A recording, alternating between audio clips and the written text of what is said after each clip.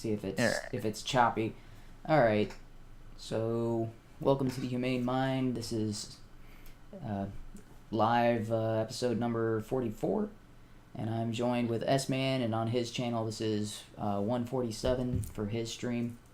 Yeah, I'll start mine. Alright, hang on a All right. second. So he's gonna start his. So Yep. let me know in the comments if the stream quality is lagging out. The Yeah. Yeah, for some reason YouTube is telling me that my quality is low, but I'm not sure what's going on Yeah. with that. I think that Is might my be an is OBS my setting. volume okay? Because I sometimes get a bit soft in some. Holy fuck. Sounds fine on I my forgot, end. Oh, good. forgot to mute the stream, but yeah, we are live, everybody. Welcome to Yeah, Poor Bastards 147. 147 times these stream streams have quality is gotten, lagging like, out.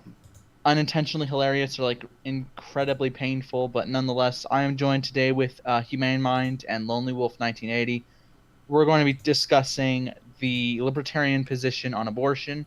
It is sometimes points of contention, like Mm-hmm. within libertarian circles, like whether or not, like, here's exactly where I stand.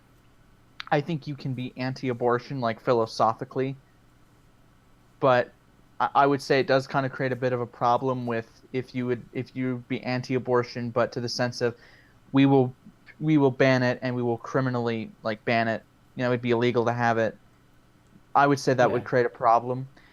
But I can understand those who don't like abortion. I Mm-hmm. mean, I am one of those people. I don't philosophically like abortion, but I do see it as, like, a necessary evil. And while we've Hmm. debated the ethics and morals of abortion before, I think it'll just be focused on whether or not you could be a libertarian and, like, how that would intertwine with abortion. Okay. All right. So how do you stand on this issue? I am anti-abortion. Well, So just yeah. not just philosophically, but also from a legal viewpoint as well. Even that so and some people will say, oh, that's against you say you're an anarcho-capitalist and here you are wanting laws banning abortion. Yeah, those are people who misunderstand the fundamental concept of if it's wrong to kill someone, then it's wrong to kill someone even when they're in the womb. That's the perspective of ANCAPs. And in the case of even in a society without a government to enforce that, it is up to the people that are in that society, in an Ancapistan or whatever, to enforce those rules. So if they know of somebody who has had an abortion, they should treat that person like a murderer. So in the same way that they would form a posse and go deal with somebody who's going on a killing spree, they would do the same thing for someone who has killed their own child. That's, yeah, that's people will say, oh, that's vigilante justice and all of that, which, yes, I understand that can lead into mob rule. But trying to get to the principle of the matter, the principle at play here is if it's wrong to murder, it's wrong to murder someone inside the womb. That's where the libertarians are divided on this issue. Because the question, and this is the question that, that's at the core of the matter, regardless of what your views on this is a baby in the womb a life? Does life start at conception, or does life start once a child is born? Or does life start somewhere in between? And that's the part where there doesn't seem to be a clear answer. No one has a clear distinction on when the life of a person begins. The only Hmm. people who seem to have some kind of consistency on it, and at least is the people who say that conception begins at life, because that's when it becomes a unique DNA strand, a unique blood type, a unique sex. There's a whole bunch of things that are unique to conception that say, okay, this is a distinct individual separate from everyone else. But the people who make the claim that, oh, once you're born, that's when life starts, it's like, well, those same people don't, those same people would take a mother, or, sorry, a lot of the same people who are of the opinion that you don't have the right to life until you are born are the same people who would put a person in jail for a double homicide should they shoot a pregnant mother. Hmm. Okay. So going to that analogy, and this is actually a point I've seen a lot raised by anti-abortionists, is They would call it a double homicide if you, Yep. like, for instance, shoot a pregnant woman. Okay. Yes. I would say that I would call it a homicide, or even if it wasn't a homicide, it would be obviously like the destruction of a fetus and like a count of first-degree murder.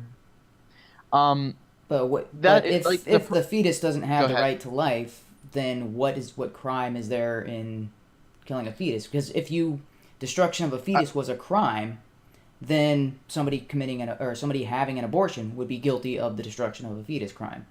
Well, in the case of like the quote unquote double homicide, that pregnant woman, I'm pretty sure, did not consent to having Yeah. Okay. that fetus destroyed and getting murdered at the same time. And I think the difference would be that that woman, if she's having a legally performed abortion, she had consented to that. Yeah. And in the case of the murder, it was not consensual whatsoever. Okay. So if I understand this correctly, then the child in question or the fetus in question is property of the mother. I wouldn't call it property, but if that is the proper Well, way of calling it, then if it's not a living being and the mother is the only one who gets to decide what happens to it, then it is property of the mother. That's how that works. If all right. if some other person can't decide what happens to that child, like as a third party, I can't say, hey, that child needs to live or die, and only the mother gets to decide what happens to that. Well, I mean, I'm saying child. Maybe that's an incorrect term. Maybe I should just be referring to fetus. So if I can't say that fetus needs to live or die, and the only person who does have a say is the mother, then for all intents and purposes, that mother has ownership of that fetus, which is Okay. understood as property rights. Yeah, I'll say before this, I've never wouldn't really call it property, but I do Well, see. if you take But the example in history of slavery, if one master yeah, killed another master's slave, they had to pay, they had to or they had to pay some kind of, penalty to the other master. Well, that's because that slave was that master's property, right? You can't go around killing or ordering other masters' slaves to do what you want to do. That's because that was the system of slavery. It's an immoral system, but that's treating a person as if they are property to another person. I'm not saying it's a direct analogy to the mother and the fetus, but I'm saying in the past we have examples of something similar where a person gets to decide everything that happens. Well, okay, maybe slavery is probably a little too extreme of a comparison, but what about somebody's pet? Right? As the owner of a pet, you can take that pet if you make the decision of life or death. A lot of people do this is their pet has some kind of illness, like some kind of heart disease or some kind of liver, and they can't afford to get the surgery and all that sort of thing, and so they decide to put that pet to sleep. Right? I can't say, "Oh, your pet has cancer. I'm going to decide to put your pet to sleep." I don't get to make that decision as not being the owner of the pet. If we apply the same logic and principles to the mother being the only one who gets to decide what happens to their fetus, it's a similar scenario, or at least it should be viewed similar as to who owns what. yeah. I would say that like the one problem in these type of abortion debates is that there always is never really a clear, concise, consistent cutoff date. Like various states have the same problem. Mm-hmm. I think there are actually a few states where there's not a cutoff date, and then there's some where it's like I think my state is between 24 22 weeks. Darkon, I think in the past had said 13 weeks was the cutoff date. Then it was 6 weeks. I'm not sure why that would be the case. I've never yet to hear a good explanation as to why this many weeks or why that many weeks. And as far as the law federally is right now, it's up until birth. There is no month time frame. Yeah. One thing I will say though in this type of thing is I would really like to have a concise, like a scientifically consistent cutoff date, and have the laws have Yeah. them update the laws to all Uh, fit into this one category there. as far as I'm concerned, the only scientifically consistent is at conception. That's Okay, so I remember in your anti-abortion video, which I should probably link in the description once okay. the stream's over. I think there was something about it was either your video or it was I think it was Roaming Millennials video. There was something about how they could like pregnancy tests and whatnot could detect that Within you're 2 weeks. pregnant. I thought it was 4. There are tests right now. 2 weeks after conception, they can tell if you are pregnant or not. Yeah, and then I think it was because they're detecting the pregnancy hormone in your system, and that starts immediately. It's Mhm. So within 2 weeks, there's enough of it in your system where the urine will come out and will test positive on their little tester. That's yeah. And then I can't remember who else was saying it was either your video or Roaming's video. I'm gonna have to check those out again, but that said something about at 6 weeks or somewhere around that time that there would be, I guess, heartbeat and brain detection. Yeah. So if it was at 4 weeks, then it was then I was like, could you do it could you have the abortion at 5? But I will say though that I hate late term abortions. I don't think anyone's going to disagree with me there. I think that even 10 weeks sounds ridiculous. 2.5 months, I think that's more than enough time to go have the abortion if you must.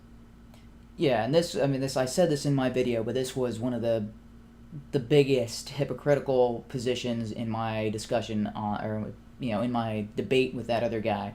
So he has a podcast or whatever, and Bering was on his show, but he's Penguin. I didn't even know about him until we started talking on Twitter, but we got into that debate on Thanksgiving, and during the debate, he went out on he wouldn't even agree that a newborn child had the right to life.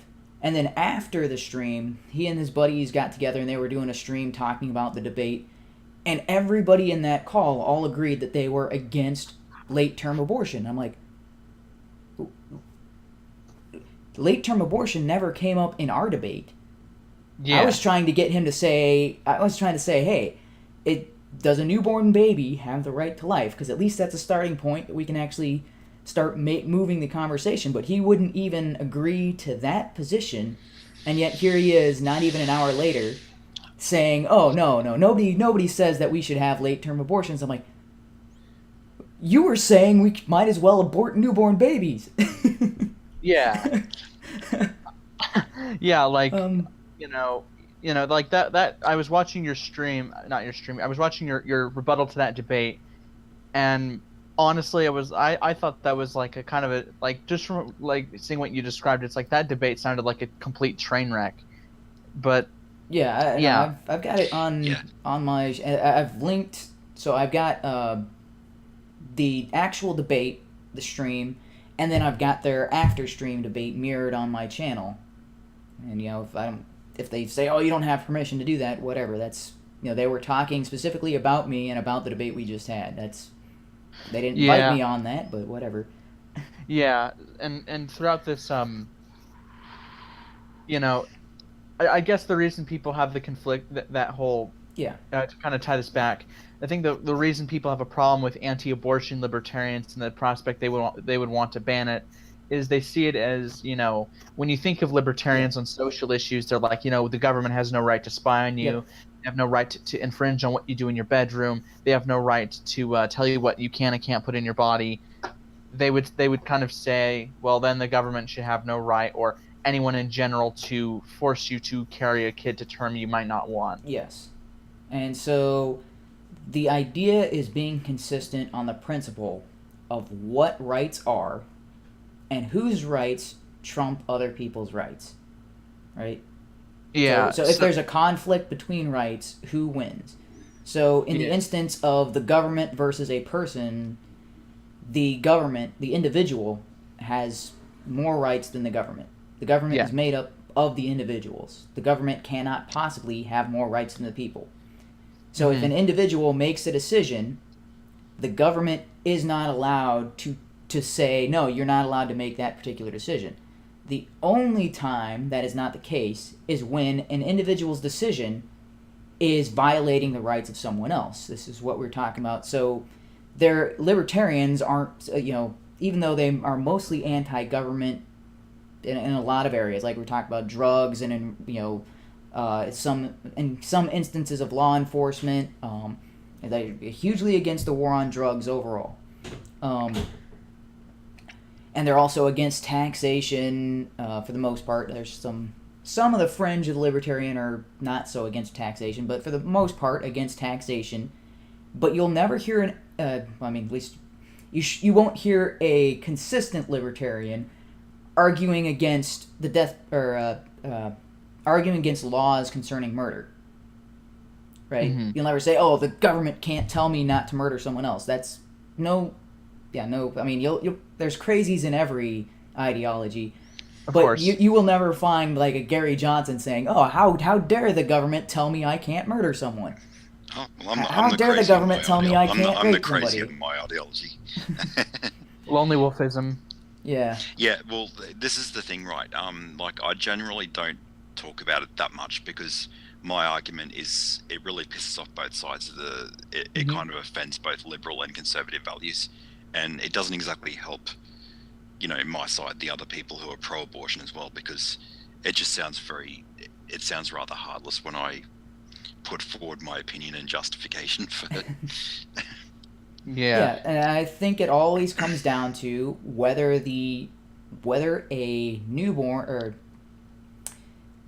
whether a fetus, embryo, or whatever stage they want to call it, I'm trying to think of, is there I want to say entity, but that's maybe not, whether an individual, whether an individual has the right to life inside the womb, or is it just the right to life outside of the womb? That's the question. Yeah.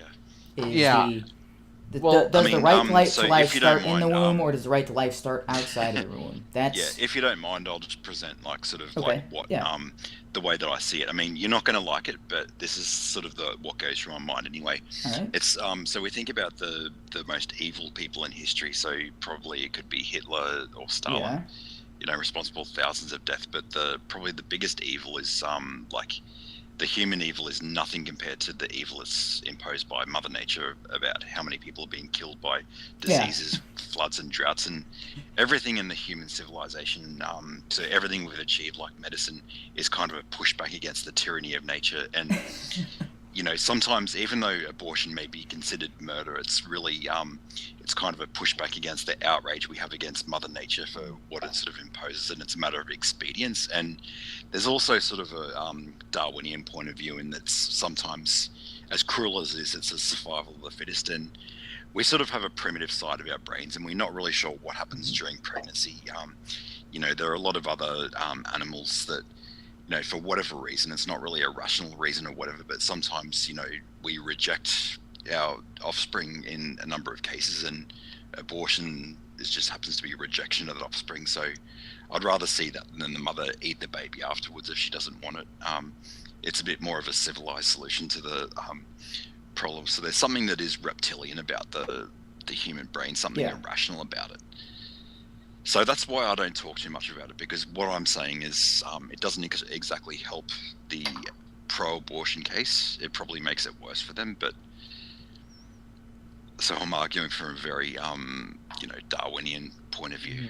I try not to argue. I never use the label pro-abortion. Like I use pro-choice. Like I said before, I don't personally like abortion. I don't like how they execute the abortion, but I would still say it's not my call to tell someone what to do with that. That's kind of why I choose the term pro-choice over pro-abortion. But I would also say that it would depend on when the fetus or embryo or whatever you want to call it, when does it get its sentience? I would say that would be the biggest thing, is if they could find proof that sentience starts at conception, then I would say I would side with you guys there. Yeah, Well, that's saying that sentience and life are one and the same, and that an individual is not an individual until sentience is present. I mean, Well, because that that's- doesn't really, that doesn't even, They doesn't don't even matter have to a me. human mind until they're not even capable of a human mind until they start getting frontal lobe brain activity, which Okay. starts Oh, yeah. around 24, Well- 25 weeks. So I'd then also you like to- then you have other problems of people who are born and never achieve that level of consciousness. I mean, they're born basically brain dead. Not brain dead. No. So if you're talking about conscience, right? People who are mentally disabled, a lot of the times they can't make the same distinctions between right and wrong, or they can't. There are limitations on their mental abilities to the point where. Let's see. There's a difference between wait. being mentally retarded and having a necessary part of your brain just not functioning. It depends. So, when you're talking about conscious, do you mean the ability to make your own decisions? Because a lot of people who are mentally challenged cannot make decisions for themselves, which is why they have to have a parent or guardian their entire lives. Well, it's not that they can't make decisions for themselves; it's that the decision that they make for themselves would harm them or someone else. They can't make Okay. they cannot make a safe. But you'd say that is still consciousness. Yeah, I mean they're still a person. Well, As severely So- limited as it is. Well, I'd also like to. I was going to make this point, like about consciousness and being a human. I mean, if you've lost your sentience, like if you're in a coma, like as you're already Okay. born, if you're in a coma, and you've lost your sentience, I think, if they're not going to wake up, I think Well, there's still a lot of debate about that sort of thing. There's a huge case where the husband wanted to pull the plug on his brain dead wife, and then the parents were suing to keep her alive. Huge controversy. I'm not sure if it went all the way to the Supreme Court, but I think it did. I remember hearing about this case of this poor girl went through this botched routine surgery, and she became brain dead. I mean, literally, her brain was decomposing in her brain cavity. So you're of the opinion that life support should not ever be applied to them in the same way that life support should. Except the mother kept thinking, no, she still has a heartbeat. Oh, she's still alive. I mean, here's the thing. Here's to answer. If they're not going to wake up, then the point of keeping them on a life support is a waste of time. Like there was this case in India. But my question is why does somebody else who gets to make that determination? It would depend on that individual case. Like if in your case, it could be your brother, or it could be like if you were married, it could be your spouse or something. Like unless you're unmarried, and then it could fall to your parents. If you have a living will, that's what determines. Yeah. Okay, so who gets to make the determination of conscious and sentience? That's what I'm trying to.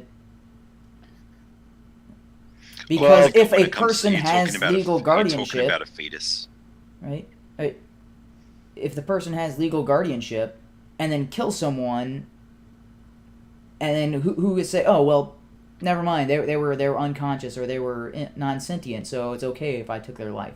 They Sentience can't take is me the to jail. capacity to feel, perceive, or experience subjectively. No one ever makes that argument. Yeah, I know it's extreme, but that's the thing that you would have to take into account because we're talking about doing that for fetuses. It's not. It's not even worth consideration. We're talking about doing that for fetuses, though, which happens on the millions per year. Yeah, most abortions occur at a stage where the fetus is barely recognizable as a human. Barely recognizable by who? Again, that's what we're trying to determine. Who makes that decision? Are you the one who makes that decision? I assume because there are plenty of people who view it the opposite way, because the heartbeat starts at 5 weeks. I don't know if that's consistent, but it can start as early as 5 weeks into the pregnancy, a heartbeat. So the question I mean, is, even if Well, even if what's it's a true heartbeat got to do with consciousness? A heartbeat is just a pump. It's a I understand mechanical this. object that moves fluid around. Okay, so you're saying there is no brain whatsoever that early on in the pregnancy. Well, there's no frontal lobe activity until 24, 25 weeks. The frontal Okay, lobe is what makes us human. It allows us to, conceive, give us the capacity to feel and think and make decisions and, be human. So I mean, it okay, differentiates us from a reptilian, which is, okay. almost purely instinctual. But wait a minute, I thought your cutoff was sentience, because now you're saying that lizards aren't sentient, when that's definitely not, that's not the case, right? What the hell are you talking about? Okay. Because we're just going. So, S-Man, do you still have that definition pulled up? Oh yeah, so let me go back to it. Sentience. I'm just Okay. gonna, I'm just going to put it out there. Like, even if it's established that abortion is some kind of murder, I still believe it's justified because we're just pushing back against nature, and it's a Darwinian survival of the fittest, and unfortunately, that's just the way that happens. It may be cruel, but hey, that's survival of the fittest. All right, so so if you just Google the word sentient, there's a few definitions. The one that Wikipedia provides is sentience is the capacity to feel, perceive, or experience subjectively. 18, and then it goes on. It kind of gets a little more specific. Okay. So, if the cutoff is sentience, you're saying that lizards cannot feel or experience objectively. Subjectively. Yeah, it said subjectively. I'm pretty sure reptilians are incapable of that. So they can't experience anything subjectively? Well, that's what the that definition says. That just means being feel or experience. So you're saying that lizards have no understanding of what their environment is. Then how do they eat? I think you're confusing two different definitions of feel. Like, feel is like having I'm thinking of the definition of feel as in having emotions. That's not what the definition he just described. Well, here's another one. Sentience from feeling, and it describes things that are alive, able to feel and perceive, show awareness or responsiveness. Okay. So the definition you read, feel, perceive, or experience subjectively. Or so you're saying lizards can't perceive. Lizards can't experience objectively or subjectively. We use the word reptilian as in like a very primitive sense. That's like it's not necessarily saying this is a lizard. This is similar to a lizard. Like the word Sorry, I don't mean to speak for him or whatever, but when I use the word reptilian, like I'll also use that in the context of something that's very primitive and like undeveloped. It's not necessarily meaning it's a reptile as in a lizard. It's just like an adjective that I kind of use. Wait, we use the term reptilian as almost an antonym of what it means to be human. We're not talking about yeah. I mean, if you look at a dog and you look at a lizard, a dog is very social. It's it loves you. It has feelings. Reptilian, a lizard, you could keel over dead and it only notice once it Okay. There's reptiles like lizard. There are lizards who are very affectionate to their humans. Like so it depends on what species it is, but some of them keep them as pets and they're all cuddly and shit.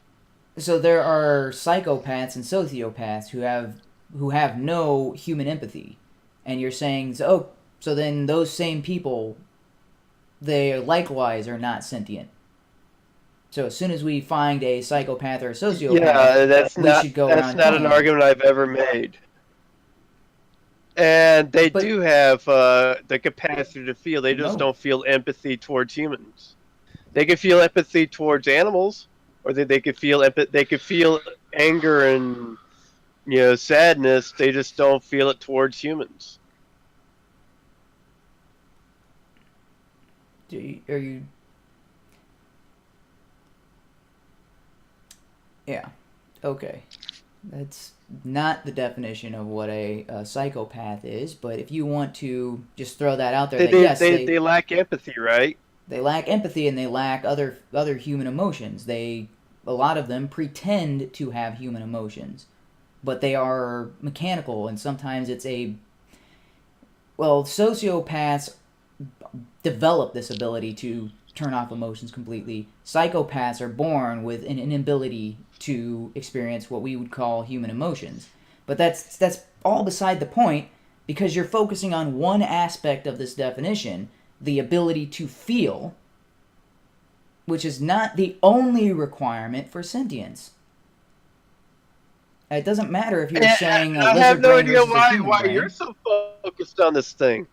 Because you are acting like, as long as you can feel human emotions, then you are sentient. That's not what the definition is. No, I've never said such a thing. Then, all right, here's another definition. Then why are you making this argument that lizards aren't sentient? I didn't make this argument.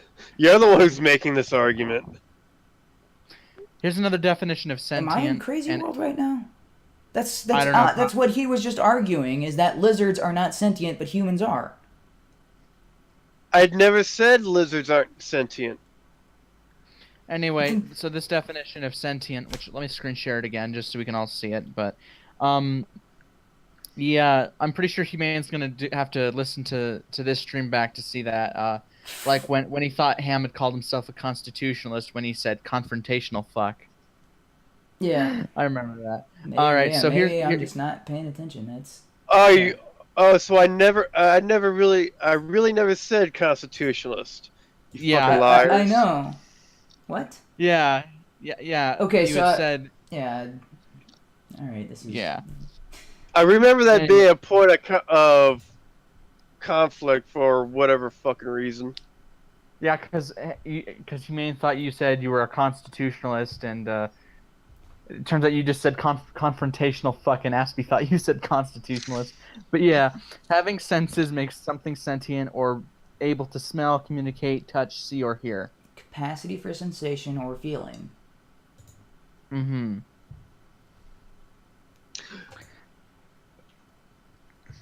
Oh, wait. Quality, capacity of feeling or perceiving consciousness. Oh, awareness sapience. or sensation. That was the word I was thinking of, sapience. Yeah. Okay, so sapience is the cutoff.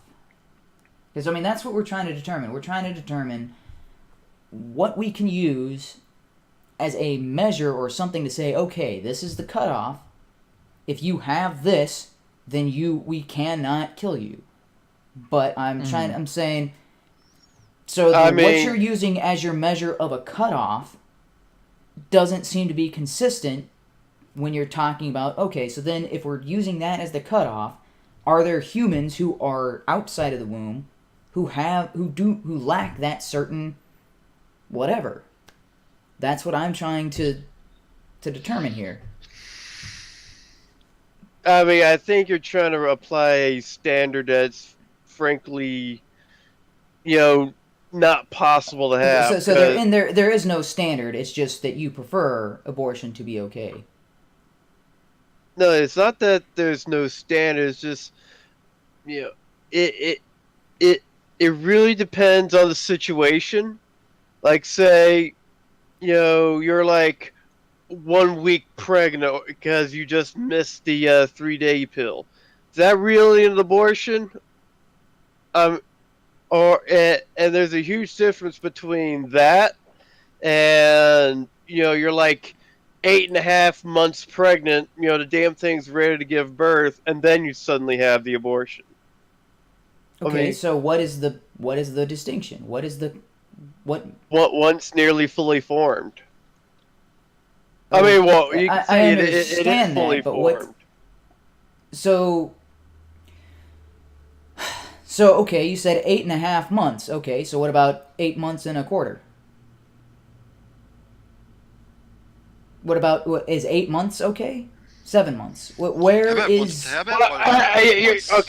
Saying 8 months and a half is too late, and saying 1 week is too early. I was comparing 8 months and a half to barely a few days of development. That's what I'm saying. So if 8.5 months, you're like, oh, I had my abortion at 8.5 months, and you're saying, no, that's too late. Then when is the? I mean, I don't even agree if it's too late. I mean, then why did really you bring don't. it up? Because I was making it a comparison that not all abortions are the same. Okay, that's. How I mean, about what's that the be- point how of about making the that cutoff be distinction when the when- baby when it can wipe its own ass? How about that be the cutoff? So okay, that's after it's born, which Yeah, okay. which So good luck maybe getting that's a bit which too much. good I mean, luck getting y- consensus on that. I mean, even when a baby is born, most societies, still don't even care about it.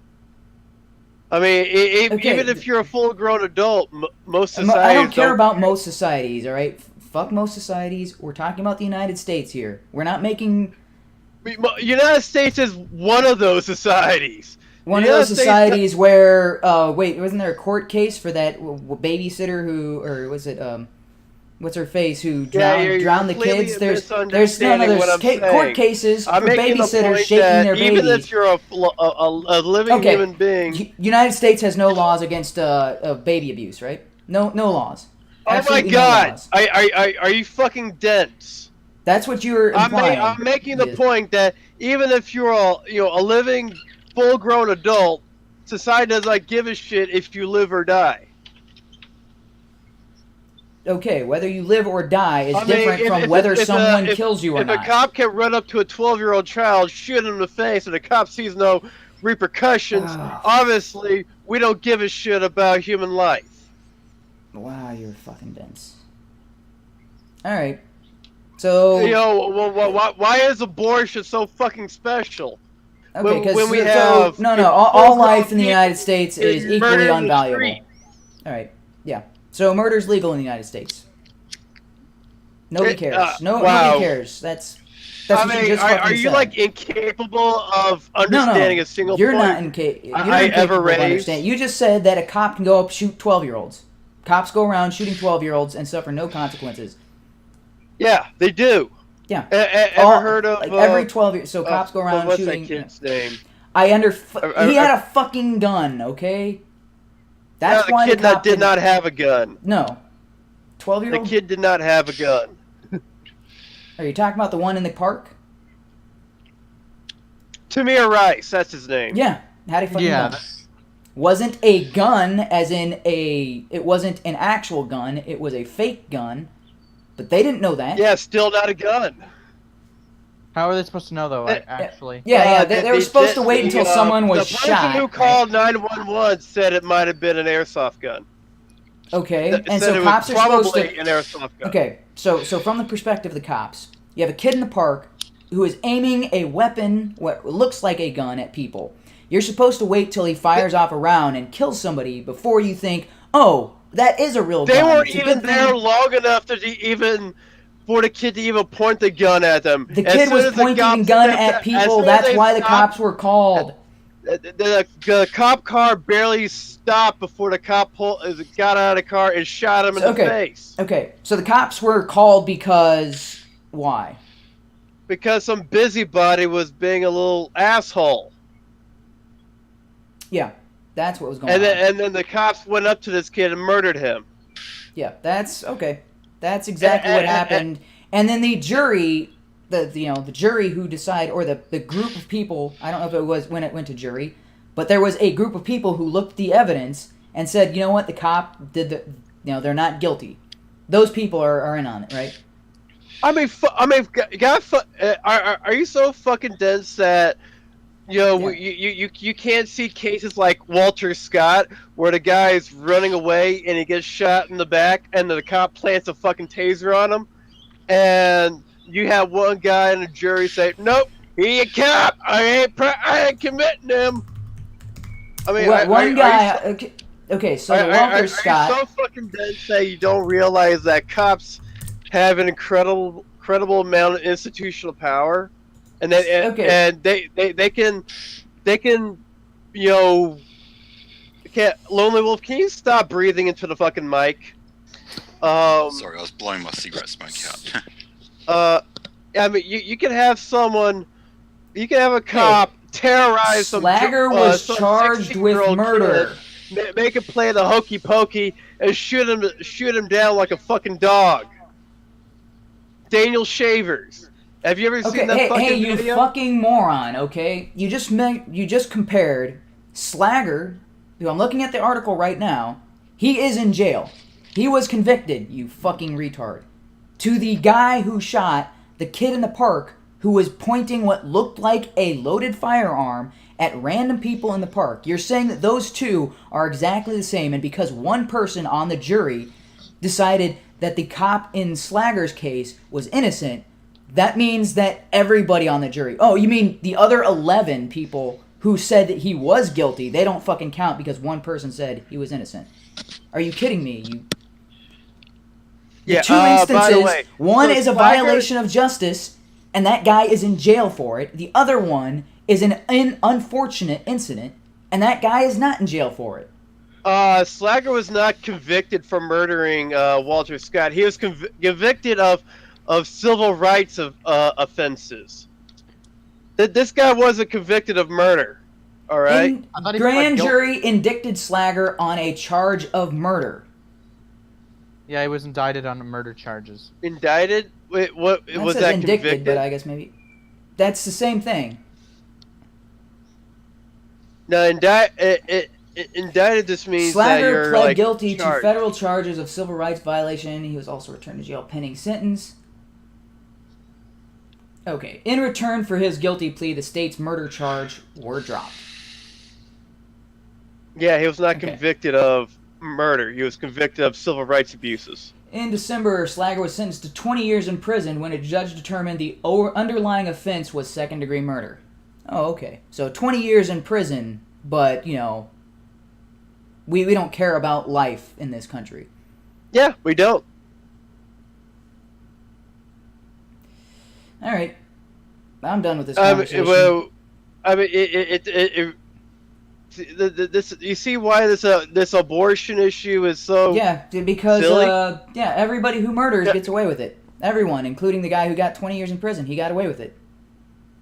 There is no instance in the United States of anybody ever. Right now. Nobody cares. That's your argument, is that nobody cares about life in this country. I think a more carefully defined point is there is no consistent standard for which we care about life. Because it seems to be really valuable, but then once it plops out of a fanny, it doesn't have as much worth. Yeah.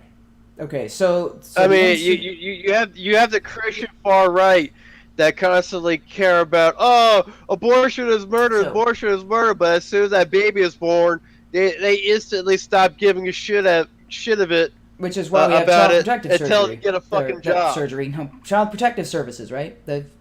We don't have that in this country. You do know I was talking about the Christian far right, right? Hey, child protective services. I literally said Christian far right. Okay, so the Christian far right is the entire country. What they say about everything is the perspective of the country. Literally not. Oh my god. Then why even bring them up? The Christian far right say this one thing. Because they are the primary, opponents of abortion. And so the Christian far right, once a child is born, the Christian far right throws them in the trash. Yeah. Right? They starve them to death. They beat them. Is that the Christian far right principles there? That's what happens. Yeah, actually. There's a story not too long ago of this Christian Christian compound where they murdered two teens. Christian compound. Okay, because that's the norm rather than the exception to the rule. Right? 99% of Christians are like that. That's the trend. Is that Christians say, "Hey, you need to keep that baby and don't have an abortion." But once it's born, to the extreme. Once it's born, then they say, fuck that kid." Right? That's the Christian principle. That's a Christian standard. Principles taken to the extreme. Taken to the extreme, the Christian principle is, hey, you can't have an abortion because you need to kill that child once they're born. That's the Christian principle to extreme? What? That's what The you're... hell are you saying? You're saying the Christian principle is that they are against abortion. You're saying the Christian principle is that they are against abortion up until the person is born, and then they are all for it. They don't care, right? That's your idea of the Christian principle. So the idea of the Christian principle then is that child has to be born, but once it's born, you can kill it all you want. That's Christian principle to you. What church did you fucking go to? What church was a preacher up there? I just paid. What church did you go to where the preacher was saying... No, what church did you go to where your pastor or whoever was in charge was saying, you know, abortion is murder. That child needs to be born, and once it's born... Of course, you're like don't do anything for understanding what the hell I'm saying, because all you care about is straw manning me. Yeah, the straw manning you on the position that Christians don't say take care of your kids. All right. Because because you hear so many stories about, especially in those sort of red states where, you know, a kid like you know, gets kicked out of home if he comes out for being gay or lesbian or bisexual or whatever. But then, you know, those same motherfuckers, like, they're the ones who say, oh, human life is so valuable when it's inside the uterus. But then there comes a time where, you know, if the kid sort of comes out as gay or whatever, and then you got these you know, families who disown them for being that way, and it's like, well, that doesn't really show a strong value for life. Well, yeah, I mean, how often do you hear in the news, you know, mother drowns 5 kids because one of them she thought was possessed by the devil? Andrea Yates, I think it was. Yeah, and so that's the principle at play. That's your argument. The principle at play is drown your children. No. Don't kill them in the womb. Drown that's them. The effect, you fucking moron. The effect of the principle. The effect of what principle? What principle are you talking about? The principle that says abortion is wrong and evil. Okay, but that same principle somehow means drowning your children is not wrong or evil. How do you get to that? What principle... Because the most important thing in Christianity is capitulating to your God. Nothing else matters except making your God happy. And how does drowning your kids make God happy? That does not compute. Go ask Andrea Yates. Yeah, she thought that her kids were possessed by the devil. To be fair, she was like really fucked in the head. Like, yeah, that's sort of... She was fucked. But apparently, according to Ham, that's the principle for all Christianity. So how many Christians are in this country? And how many Andrea Yates are there? Oh, it's not the majority of Christians? Hundreds. I mean, you have Christian families that beat their kids to bloody fucking pulp all the time, especially in the South. Yeah. So, okay. So Christians are just always evil. That's the principle of their religion, is to be evil, which is why they hate abortion. Is that the position? Well, I mean, if you look at the Christian fundamentalists nowadays, how is that wrong? I mean, the you know, extremism is not really the problem. If the beliefs are bad, you know, any amount of belief in them is bad. Okay, so let's compare how many Christians. An extreme Jainist will increasingly be more of a harm to themselves than anyone else. 62%. That's 240 million Christians in the United States. I thought it was 85%. I guess the number of Christians. Okay, I'm just looking. This is just the first result. 62%. That's 240 million Christians. That's just the first result that came by. That's according to Wikipedia. Okay. How many total? I wonder what kind of point he's gonna pull out now. Crimes in the United States. It's probably gonna be another straw man. Okay. It's not just a religious thing. It's generally if we look at the system of, Right. especially if it's like further to the right, where there's like the sort of advocacy of sort of free market economics on the one hand, and it's kind of So- predicated on the idea of like free market economics and all that. It's sort of predicated on the idea of competition between kind of the survival of the fittest, I guess, is one of the ways in which it's predicated upon. And that's the whole really idea of abortion. It's really the species, the survival of the fittest. And in our animal kingdom, sometimes we do reject our young for whatever reason that is, and that's By just that same logic, shouldn't we then say eugenics is a good thing? And yet Hitler is criticized for practicing eugenics. It's not for the idea of eugenics. It's just for whatever reason it is. There's usually mothers who just aren't ready to be parents or whatever, and it's just for random reasons or whatever. It's just that animals will reject their young. Some of them, I mean, at least we don't eat our young in the human species, why is the idea of eugenics not viewed as a good thing? Because Nazis. Well, I'm not really advocating for eugenics in any sort of way. But let me get back to my sorry. You were finished with your point, or at least I thought you were, right? Yeah. Because I do want to go back to this is completely in the weeds, sorry again, but this is the argument Ham was making. So I said that there are 200... Probably not, but let's see. 240 million Christians in the United States.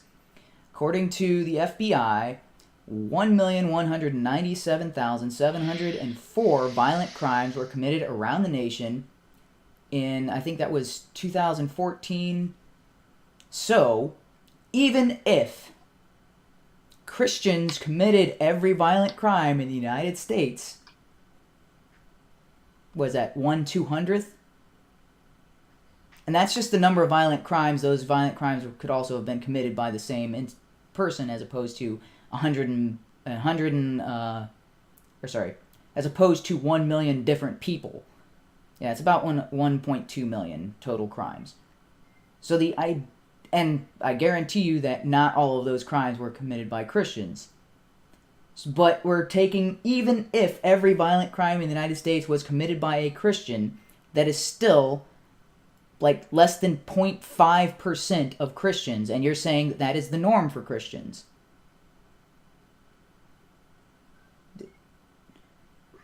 In what world is it the normal? I've never said such a thing.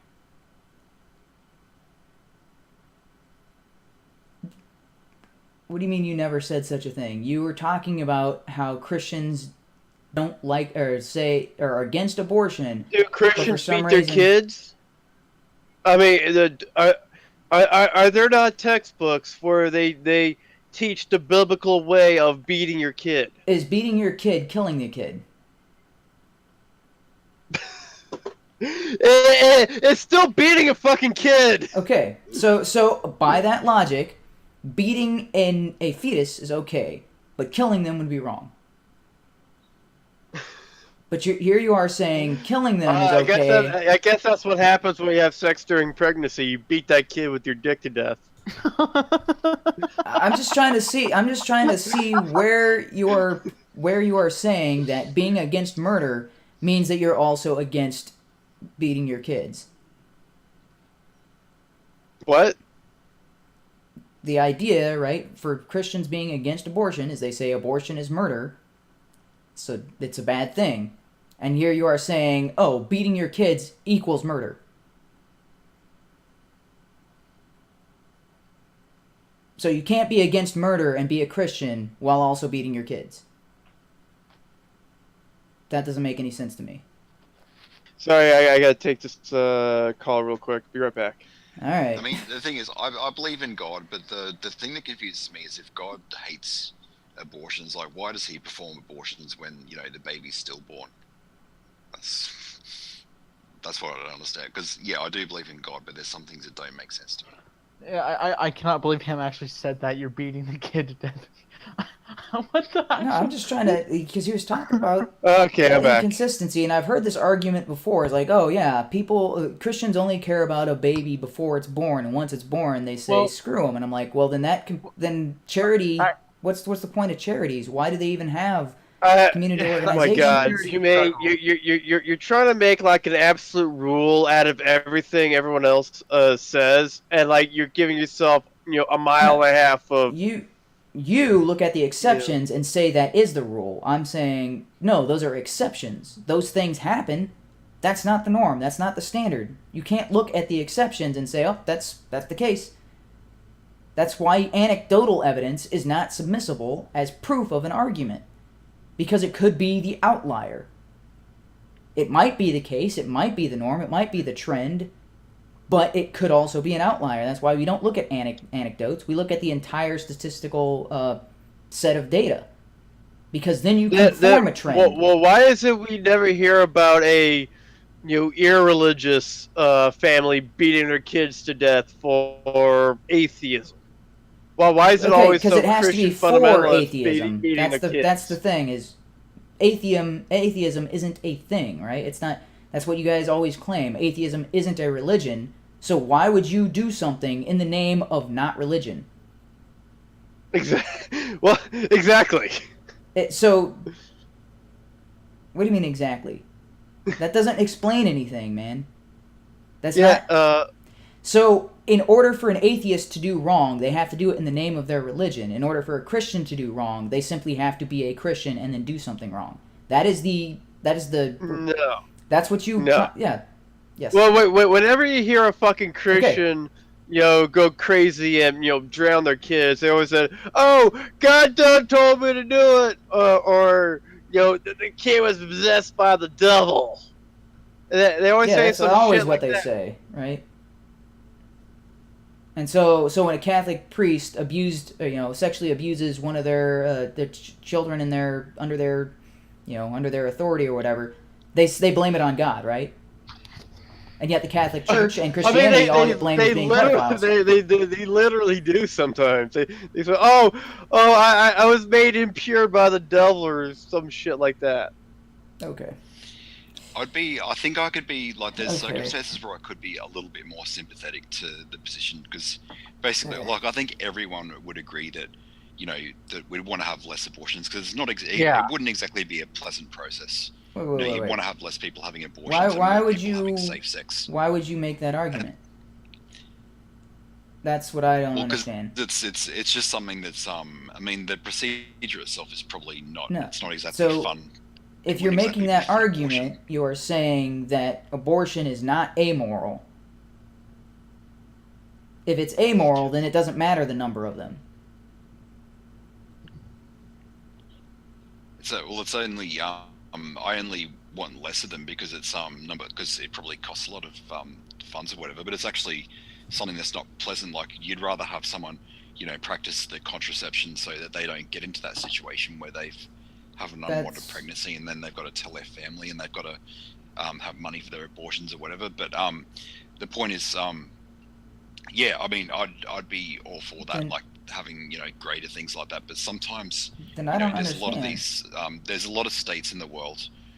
So there are still a lot of states, because I know a lot of atheist activists who are campaigning against, because there's still the existence of abstinence only education, and that's the reason why I'm just not as sympathetic to certain positions against abortion, because on one hand, like, if you wanted to have less abortions or no abortions, then the most logical step would be contraception, condoms, all of that. But yet there's still schools out there that are under it might not have anything to do with it's sort of a conservative states as well, where there's still an abstinence only sex education that's being practiced in some schools. Yeah, that still doesn't address the issue that I have here. I mean, I don't know what abstinence-only education has to do with the idea that less abortion is a good thing, rather than more abortion being a good thing. Which means that the idea that you're expressing is that abortion is a bad thing. No, not from a moral standpoint. Like, if it has to be done, it has to be done. But if I mean, so I'm looking at it sounds like you're making the of argument of a necessary evil. Yes, but because I'm saying that there are Christians out there who say we don't want abortions, but yet at the same time, we can't be having this, abstinence only education from that point of view. Like if the Christian, like if you don't want abortions, then contraception, that has to be the big push. Why does that have to be the big push? That's, again, I don't understand that. Well, because if you don't want abortions, then we don't want people to get pregnant. Yeah, like, and if you're not having sex, then there's no possible way of becoming pregnant or getting someone pregnant. But people, if you're on contraception, people are going to have sex. Yeah, people are going to have sex. Yeah, I've always heard that argument. People are going to. Okay, why? Why are people are going to, and you can't possibly stop them? What? It's imagine if you made that argument for something else. People are going to commit murder, so we can't possibly say, "Oh, never commit murder." We So can never have that rule. Sex is comparable to murder. Doesn't hurt anybody. Sex is comparable to murder now. All right. Humane is off the deep end. Okay. Okay. Well, I actually want to go to that point. I mean, admittedly, okay, yeah, because I'm off the deep end in my own kind of way, but yeah. Okay, it's not okay. But people are going to do it, therefore you can't tell them that they shouldn't do it. That's I'm trying to say. Is there another example? Okay. We make that argument because no one is if you make the argument, during the act of sex. All right, so people are going to do drugs, therefore we can't do anything to stop them from doing drugs. You can't advocate. We can't have a program that says say no to drugs because people are going to do drugs. I don't care if has it worked. Right, we're not talking about has it worked. But we're talking about there's a difference between advocating against drug use and outright banning it. Okay, no. So I'm not talking about banning. What point does abstinence only ban sex? You motherfucking idiot! All right, the Say No to Drugs program says say no to drugs. There is no murder is banned. No, okay. Dude, okay, get off the... Okay, that was a bad analogy. I was wrong to say murder. Okay. The Say No to Drugs campaign is as far as I know, the only drug campaign. There is no, use drugs but use protection campaign. But where is the do drugs safely campaign? Well, the only one that I know of is probably San Francisco, and look how well that's turning out for them. You're going to use drugs, so we're not... Practicing sex with birth control and full protection, like that's not going to cause the damage that drugs can cause to people. We're not talking about the damage. We're not talking about the damage here. We're talking about people are going to do X action. Therefore, you can't have a campaign that says not to do X action. Instead, the only thing we can have is to limit X action or to use X action safely. That's your guys' argument. Yeah, you're saying abstinence only doesn't work. We have to have a compromise solution. Well, I'm saying in drugs, do we have a compromise between drugs and the Say No to Drugs program? I think the reason people say abstinence only doesn't work is I think there are places where it is abstinence only. That's what they're taught, and the pregnancy rate is still pretty high there. Like unplanned pregnancy among teens is still pretty high there. Yeah, because I thought the pragmatic thing is if you're in the position where you don't want abortions, then you don't want people getting pregnant. And if you don't want people getting pregnant, then, you'll make sure you have a very good sex education program that's okay. All right, that I can understand, but again, you're putting the cart before the horse, right? Or at least in my perspective, because if abortion is something that you can't do and is not an option, wouldn't you think that people would be less promiscuous in their life? Like, oh, if I get pregnant, that's it. I'm stuck with a kid. There's nothing I can do about it.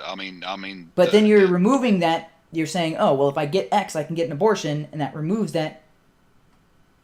And you're saying that that's not going to increase the promiscuity? If you remove a consequence of an action, how can you not expect more of that action? Because people will use it, like, no matter whether it's legal or not, people are going to find a way to terminate unwanted pregnancy. They'll push themselves down the stairs, or they'll grab a coat hanger or whatever. Okay, and so even if murder is illegal, people are going to find a way to do it, and so then we shouldn't ban murder. That's not what I said exactly. Well, that's how can that argument not be applied in the case of murder and rape? You've kind of lost me with... Okay, so your idea is that people are going to find ways... So if we ban abortion, people are going to want abortion, and they're going to find ways to have an abortion without illegal means. Okay. It's what happens historically, because you hear about like coat hangers or like really botched abortions that happen in a kind of black market. Okay, situation. Okay, and we hear about murder is banned, and yet we hear about murder still occurring. That's really any. I mean, any so crime by is... that same logic, we should legalize murder in order to avoid people illegally committing murder. But now, because you've gone back to the point of conflating murder with abortion, so I don't. That's going to depend on your definition. No. Life. How is that a conflate? How is that a conflating abortion with murder if a fetus is alive, which we never firmly. It's not what we haven't really established that. That's why a fetus by definition is alive. Yeah. Okay. It's.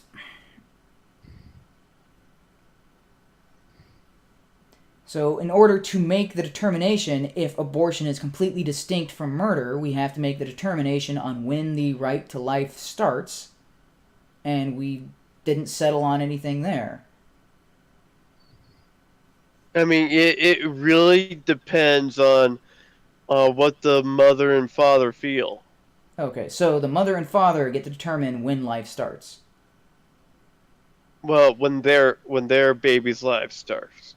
Okay. Well, actually, I disagree with you because the father has no say-so whatsoever in that child either being born or terminated. He conceived it. No. No. What the...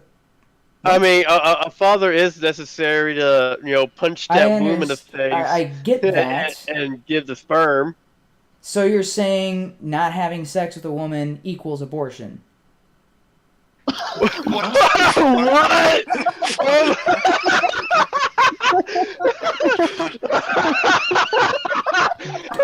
Because that's what you just said. You said a father has a say-so in the abortion process. Oh my god! Incels! I found the perfect argument for you guys. Not having sex is abortion and evil and murder. That's what you were saying. I was just saying the father doesn't have a say-so in the abortion process. Oh my god, that's the most absurd thing I've heard all day. You're the one who made it. No, I am not the one who made it. I said fathers don't have a say-so in whether that child is terminated or not, and then you said that father has a say-so in whether it's conceived. If it's... Yeah, that does not lead to not having sex as abortion. Okay. Yes, it does. If you're saying no, a father... it doesn't. It literally fucking doesn't. If you're saying a father has a say-so in abortion... There is no connection between those two points. Hey, if a father... Shut the fuck up. Shut the fuck up. If a father has a say-so in abortion, and your claim to their say-so is conception, right? That's the argument. A father has a say-so in abortion because a father conceives the child. That was your argument. That's their contribution to the abortion decision is conception.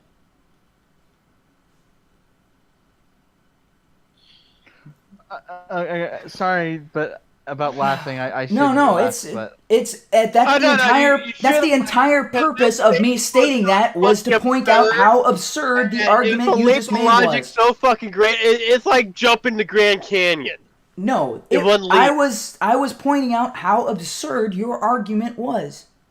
That's why it's funny. How is father's rights, not an absurd idea? They don't have them when it concerning abortion. If the mother chooses to have the child, I think they should have some right. No, they have no rights. If the mother chooses to have the abortion, the father cannot say otherwise. If the mother chooses to keep the child, the father has no say-so and cannot force the woman to have an abortion.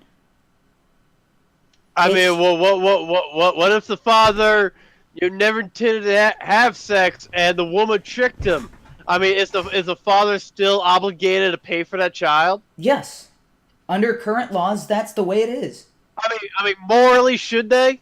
We're not talking about morally should they. When did we get to that? I am talking about morally, should they? I was saying in the abortion decision, fathers have no say because you were just saying So parents. you're not going to answer my question. Okay. Oh fuck. No, because that's not the topic we're discussing, or that's not the situation we're talking about right now. And this is what keeps happening in this conversation: is you keep talking about something completely unrelated, and we never solve the issue we're trying to determine at the moment. So, okay, the father should have a right in the say in that. Yes, should.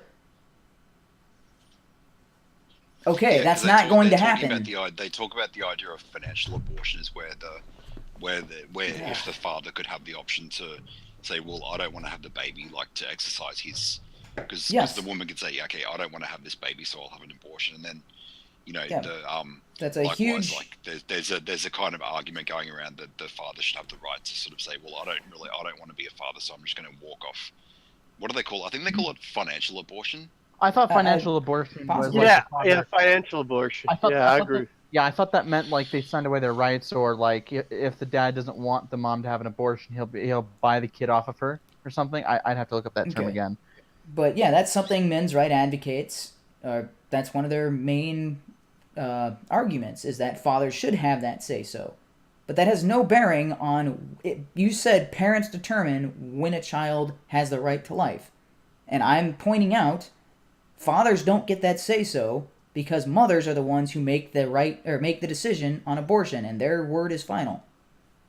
I mean, I believe fathers should have like a 20% right to have some kind of say. Okay, so then, okay, if parents determine the right to life, right? Then why can't a parent kill their 20-year-old kid? Because that 20-year-old kid is a 20-year-old adult. It's still their kid. If they determine whether the child is alive or not, they can say, "Oh, nope, you're no longer allowed to live," and then take that away, right? They granted the right to life. Why can't they take it away? They're the ones who make that decision. Because that's another human being walking around alive.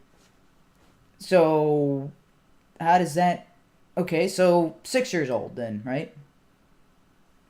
Another human being walking around alive. Okay, baby, they're crawling, so they're not walking around. All right, they're alive. Another human being, they're not walking. So then the parents can make that discernment. Postnatal.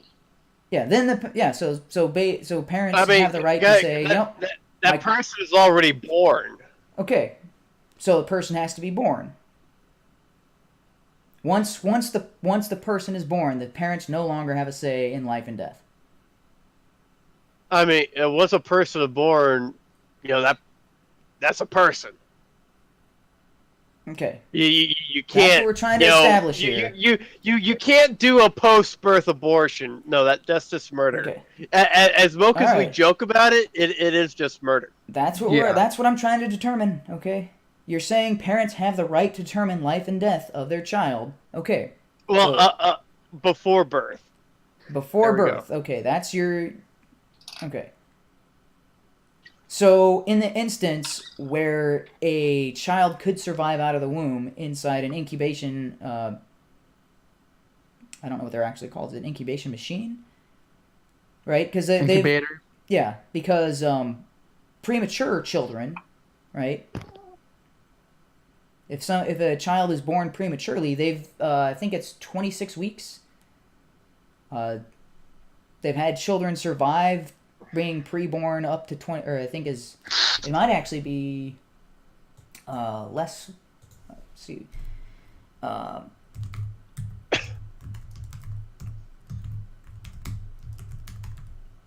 So why weeks. does the existence of these incubators matter? 21 weeks and 5 days. So Because once it plops out of her funny, then it's really okay. it's So sort of if become very much postnatal. Yeah. So the premature birth, that removes the decision from the parents, right? So then if a premature baby can be 21 weeks and 5 days. That's what I'm looking at right now is the earliest that a child has survived being prematurely born.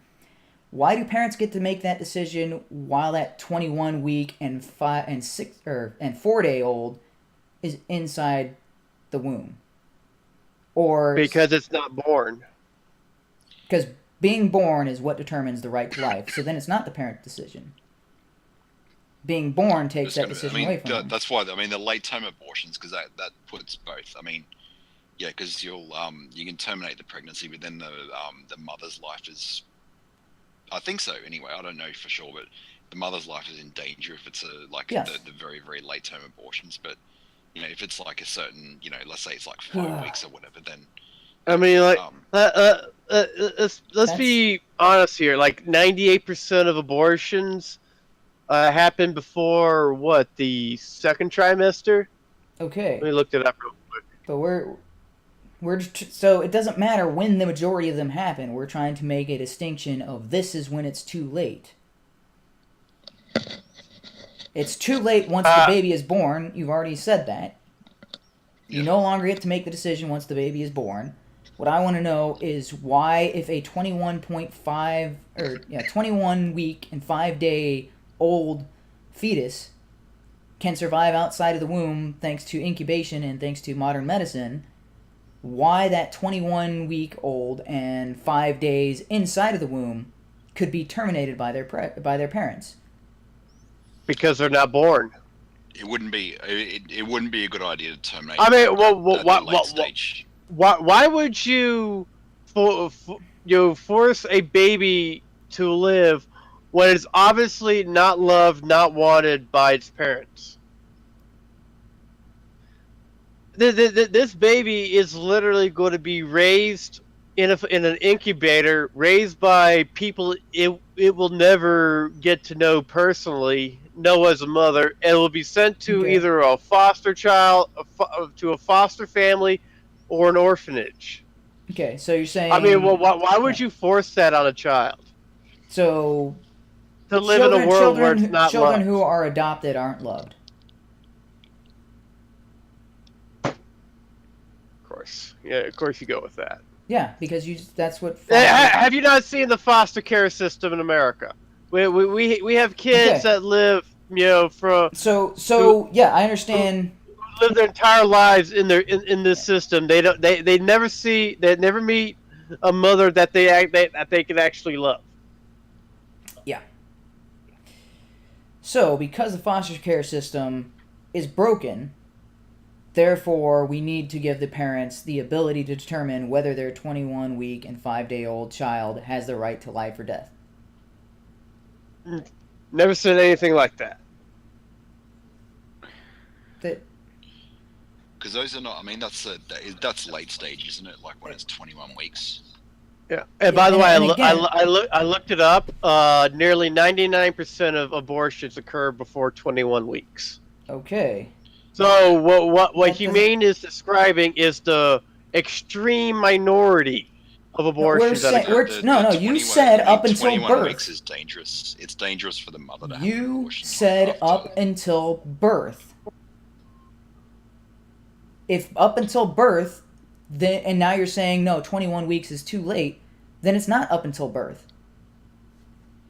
Where is that cutoff line? That's what we're trying to set. You set the cutoff line. I said birth. If it's birth, then it can be 36 weeks, right? Was that 9 months? 9 months. That's more than 21 weeks, right? Yeah. Way more. Four times 9 is 36. Yeah. Yeah. Mm-hmm. Yeah. We can math. Not when it's like putting the That's 15 more than you said 21 weeks is too late. Dangerous. You have up until 36 weeks according to your... Provided that the child isn't born prematurely, you still get to make that decision. Once the child is born, you no longer get to make a decision.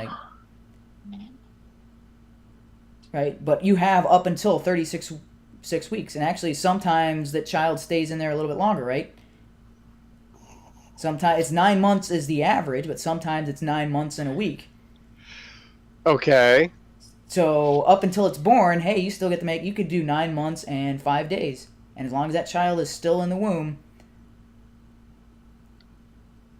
according to you, the parents can still make that decision. I mean, So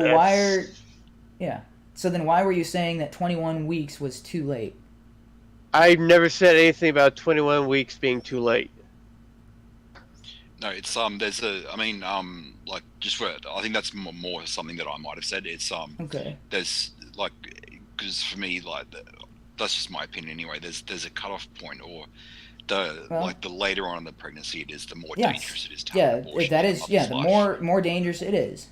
Because you are literally giving birth to a corpse. Yeah, the more dangerous it is to the mother. Yeah, that. But that's their decision to make up until that baby is born.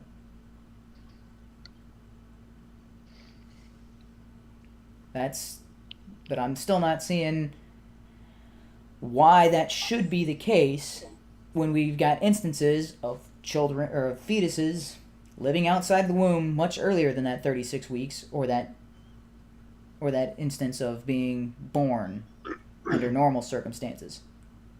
Well, what's that matter? That should matter. Because once that baby is born, it has the right to life. And if a 26-week-old has the ability to be viable outside of the womb, why is the right to life not granted to it simply based on its location? You're talking about a matter of less than 6 feet. 6 feet from life or death. Right? Actually, no, what is that more like? I mean, we're all 6 feet from life or death. No, not 6 feet. If you're talking about taking the baby out of the mother's womb, 6 inches. Sorry, not 6 feet. About 4 to 6 inches away from life or death, being outside of or in somebody else's hands. Why is that the case? Because that is the case. It's it's not a difference of 6 inches. It's inside the mother, outside the mother. Yeah. So why is that the distinction that determines whether they have the right to life or not? What's so significant about being inside the mother versus being outside the other mother? Because it's living off the mother when it's inside the mother. And it's not living on the mother when it's outside of the mother? I mean, it can exist independently of the mother for a short period of time before it starves to death. Okay. I mean, but if a fetus is literally dependent, on the mother for, so if breathing. If a mother gives birth and then does not feed her child, she's a murderer and will probably suffer some kind of jail sentence for neglect. Yeah, because it's born. But if the mother has a child inside of her, she can force a miscarriage, and that's fine.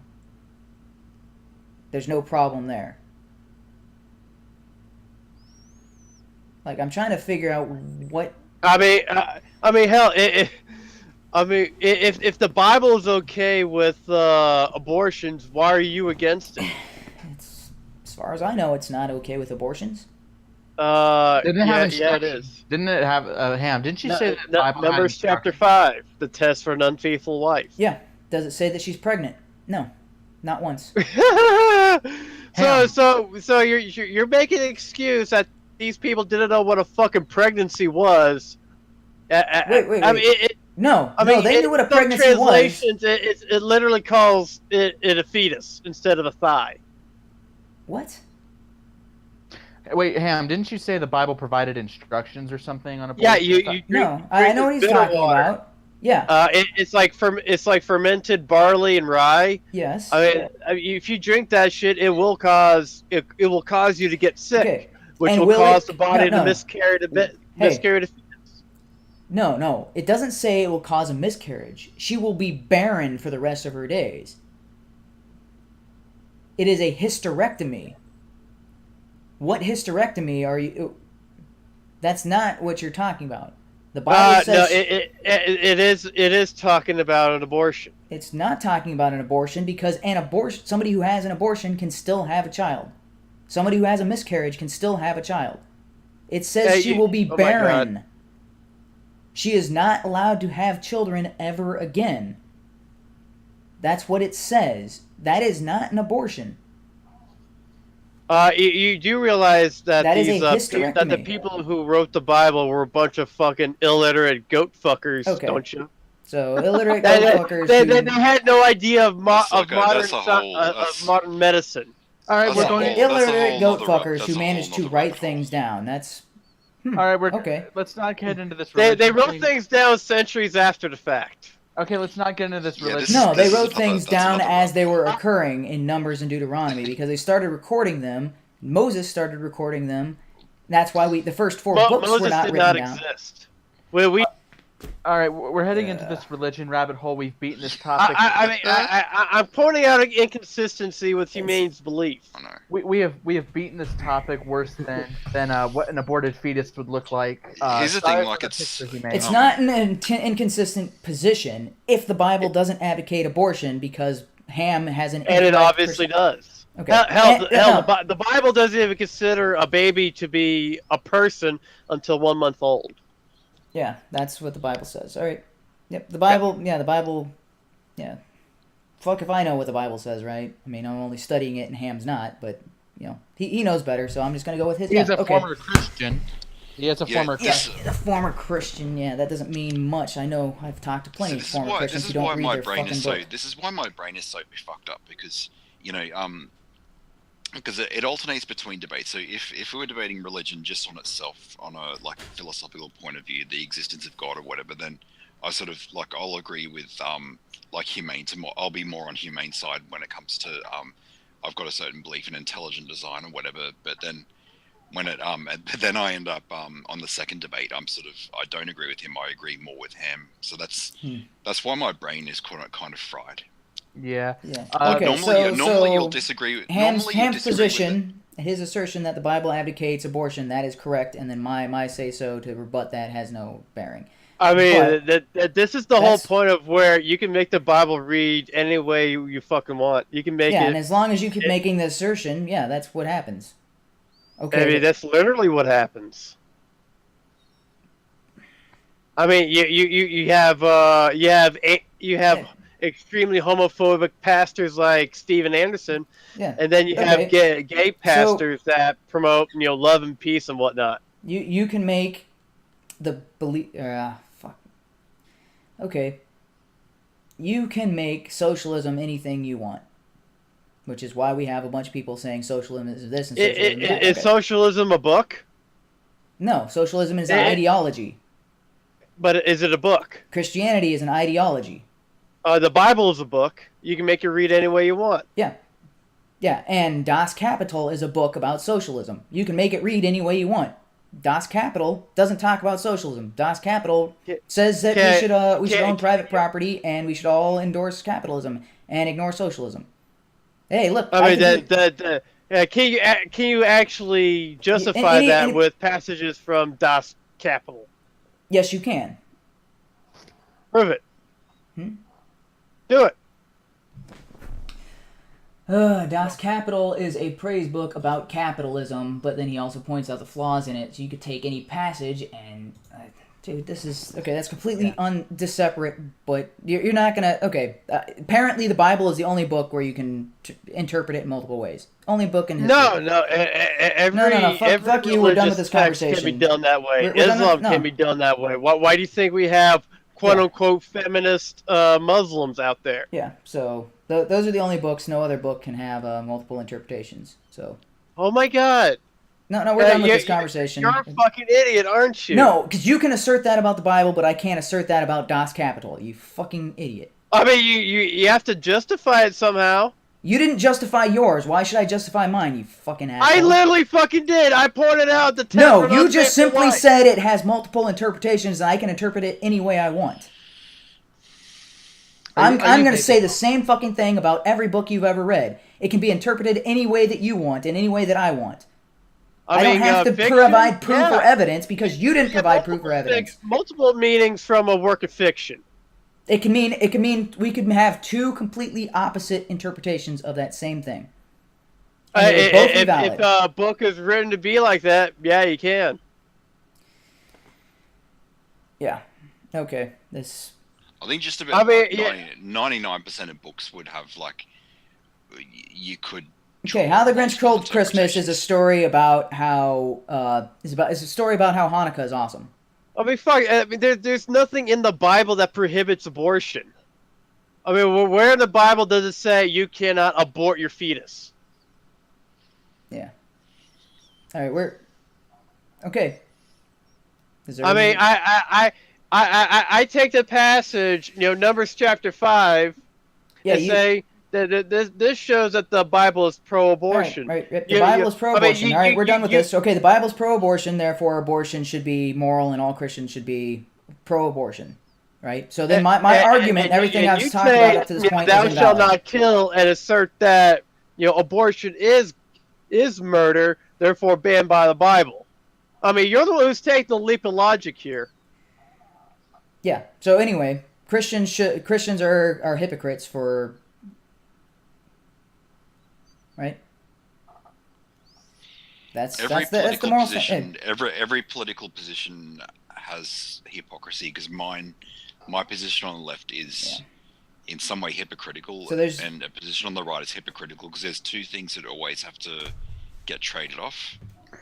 Yeah, like my support of capital punishment, at least philosophically. Yeah. It's like if you take a left position or if you take a right position, there's these two trade-offs, and there's this kind of. So there's no way to be consistent. Don't really go. There's no way to be consistent. All right. No, absolutely no way to be consistent on anything. So what's the point of even having an argument where the reason you win a logical debate is your side is the most consistent? So since it's impossible to do that, logic isn't. Logic and argumentation are all pointless. Because there's no way to be consistent, which is a requirement for logic. Here's the thing. No, it's a requirement for logic to be consistent. And you're saying it's impossible to be consistent. It's very difficult. I get very difficult. It's different from impossible.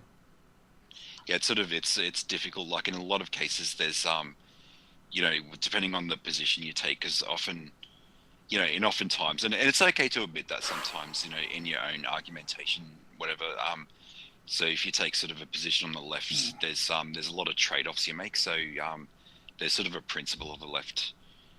So for example, so I'll take my position on the left, in that there's things that we would like healthcare and education and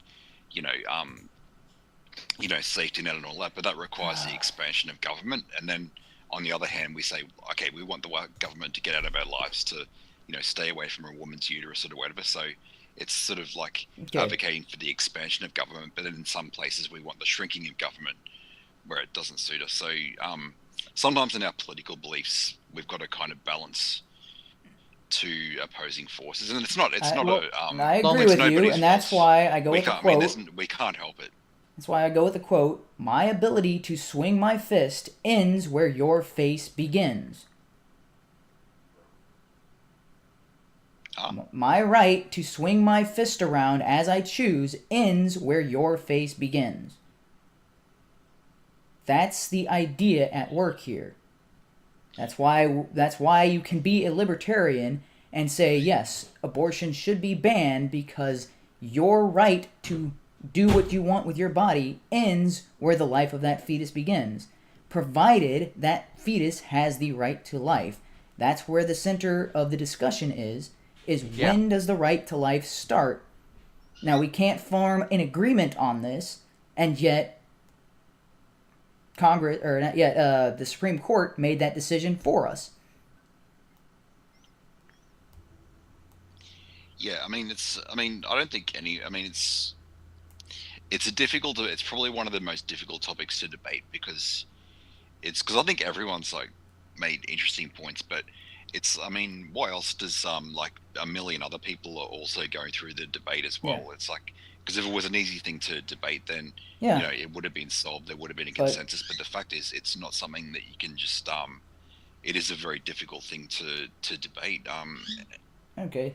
And because So- it's been debated for years and years and years. So because Ham said that it's at birth, and then tried to say that, oh, that's because the child is completely dependent on the mother, and yet for some reason doesn't think that a newborn is completely dependent on someone. Thinks that a newborn is completely independent. And so what if I argue the opposite way, is right to life doesn't start until you're 18? Why can't I make that same claim and say, well, until you're 18, you can't really, you're not legally responsible for your decisions, you can't be drafted, you can't vote, so until you're 18, your right to life is decided by someone else. Why can't I make those arguments? Because it's an arbitrary, date. Well, okay, so why is I mean, birth not there's a arbitrary? hard and fast difference between being not born and being born. But why is that not arbitrary? There's a hard and fast difference between 17 months, 364 days, and 18 years. There's a hard difference there. But when you're not born, you're inside your mother, and you're dependent completely on your mother. And when you're not For 18, for life and everything. okay, and when you're not 18, you are not legally held accountable to your decisions you make, or at least not to the same extent as someone who is an adult. If you are 17 years, 364 days, and you have sex with somebody who is 16 years old, you are not a statutory rapist. If you're 1 day older, you would be a rapist, a statutory rapist. So, by that, right? So why is that not an arbitrary distinction, but the birth is, why is that an arbitrary distinction, but birth is not? I have just provided an example of why it's a difference between a couple of days and being, completely dependent on the mother and not being completely dependent on the mother.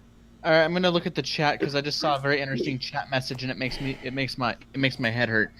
The American Josh says I think the only thing that's subjective is abortion. It's the woman's choice, and if she wants to abort it, no debate. So if the woman could be like within days of giving birth. Okay, I have a point to make here. Okay. Is Josh not the greatest argument for abortion that there ever was? Yes. I'm sorry, but that honestly, even as a pro-choicer, I mean, like, how would we as a species not benefit from Josh not existing, breathing our oxygen, eating our potatoes? Okay, so yeah.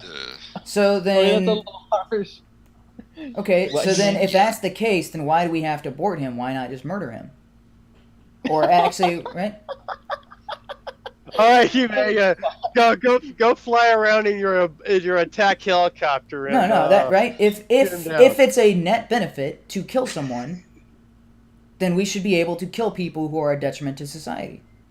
Jossman said rape had a net positive to it, so he might actually agree with that. Actually, I don't fucking know anymore. God. He literally said the net positive to sexual assault was having sex. The net positive, he said, to child abuse was removing the kid from the home, and the net positive to torture was getting information. Yeah, he's not understanding what a net positive is.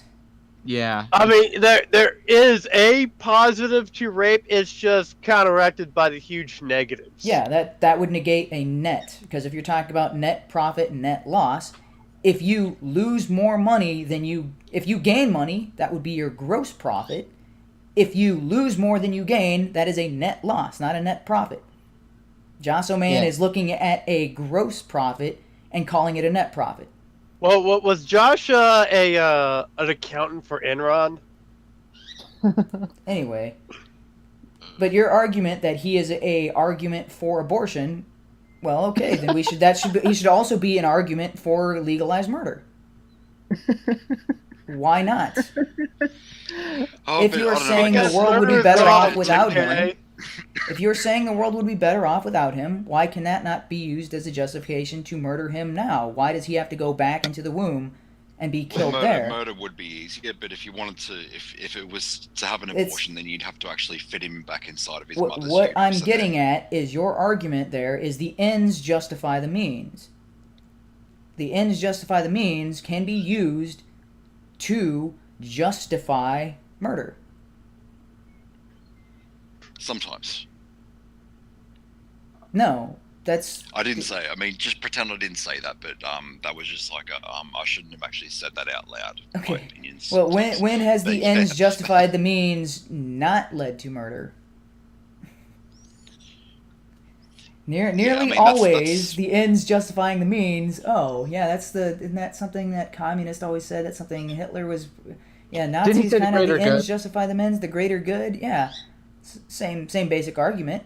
It's for the greater good. The needs of the many outweigh the needs of the few, right? Oh, well, the few is the Jews. The many is the the German people. Nazis.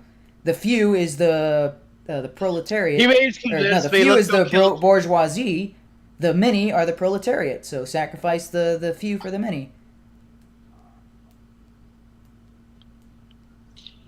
I think the whole point that Humane is missing that is that shit like abortion is really dependent on a number of factors. Like, there might be greater reason to abort a almost born Okay. than say abort a a 2-week-old, Yeah. because maybe the And there parents of might the be a 2-week-old greater reason. really care and love and want to be parents, where the almost born is raised by a mother who hates her children, doesn't want children, Okay. will curb stomp it into the toilet as soon as it's born. And there might be more of a reason for me to end Ham's life than there is for me to allow Ham to live. So, by your logic, that should be something that I can justify because I have more of a reason to do one as opposed to the other. Yeah, but we're already people.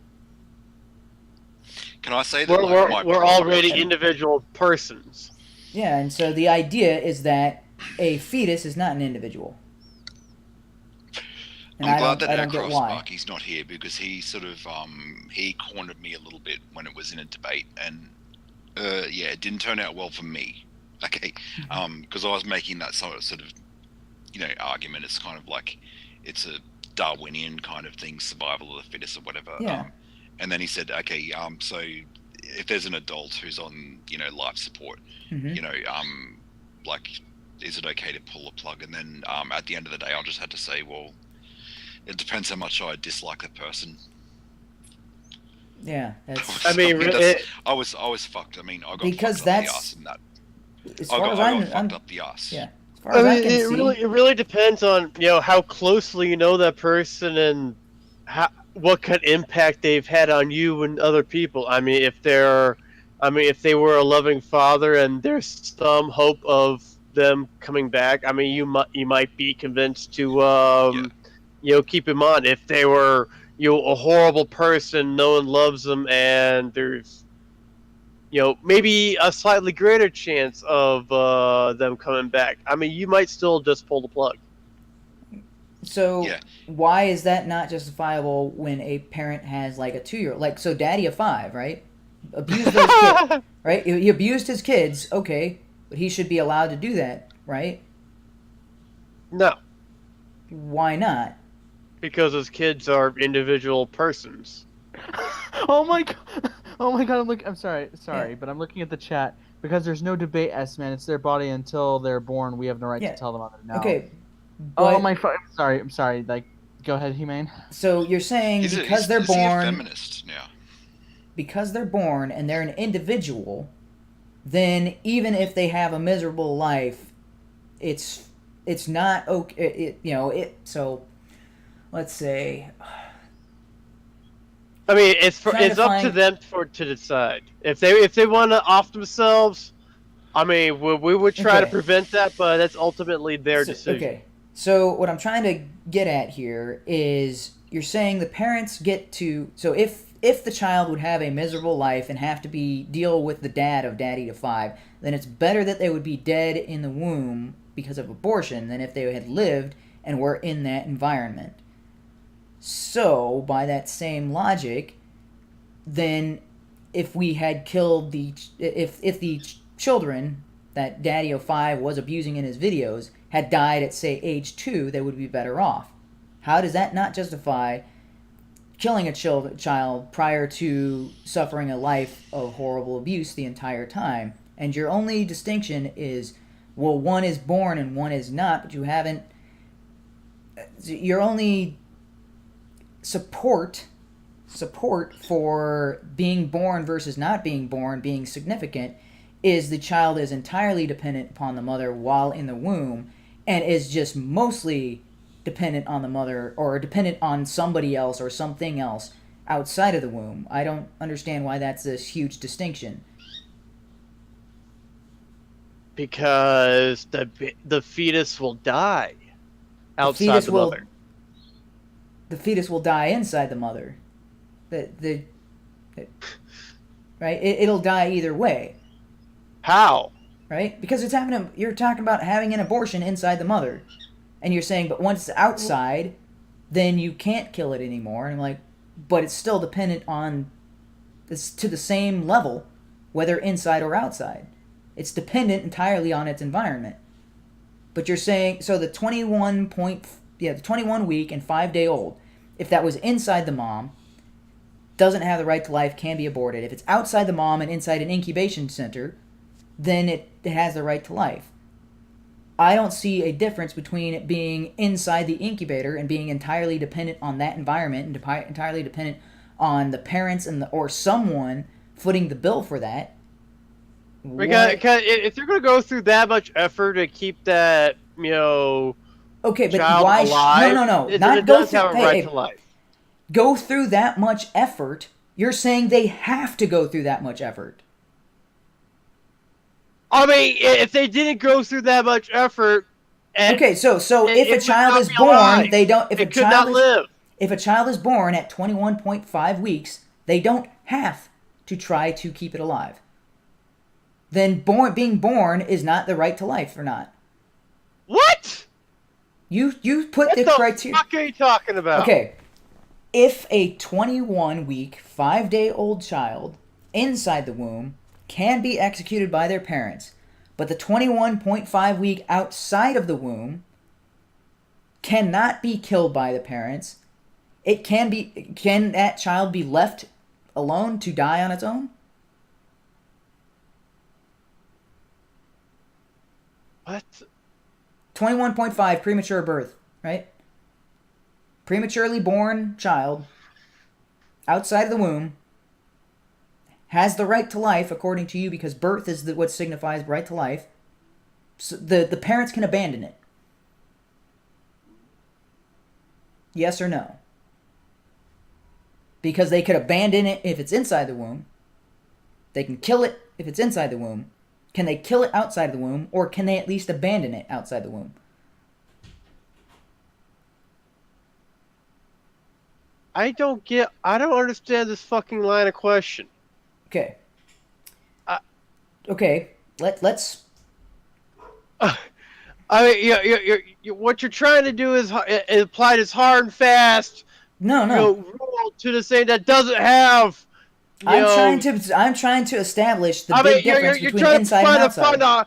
The hard line thing between something that's yes. That because you've said the hard line is being born. There's no hard and fast rule.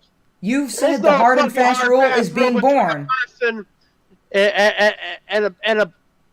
the potential of a person. You've declared that to be being born. That's a general rule I use. Okay, so once a child is born, the parents cannot kill it. Right? Yeah. Okay, can the parents abandon it? No. Of course. Okay. Why is that different from that child being inside versus outside? That's what Because that is the difference.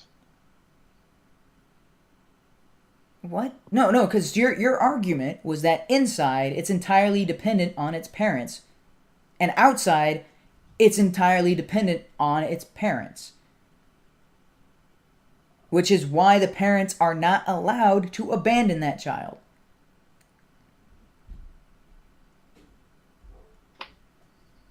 That's what so I don't get the distinction of whether it's inside or outside, why that is a distinction that matters.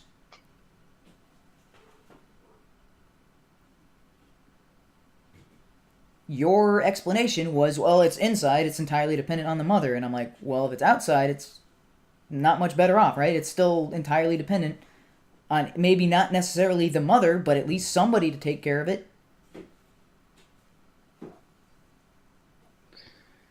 That's a distinction. Or it's a difference without it, or a distinction without a difference. You're trying to find a hard and fast difference between when does a teenager become an adult? I mean, where's that dividing line? Right now, we've determined that at 18, but well, that's legally speaking. But when does a developing child become a full-grown adult? All right, so you've already set that line at born. Yeah, you're trying to find that hard and fast dividing line. Yes. Where none exists. Because there has to be a hard and fast dividing line, because one action is okay, the other action is not.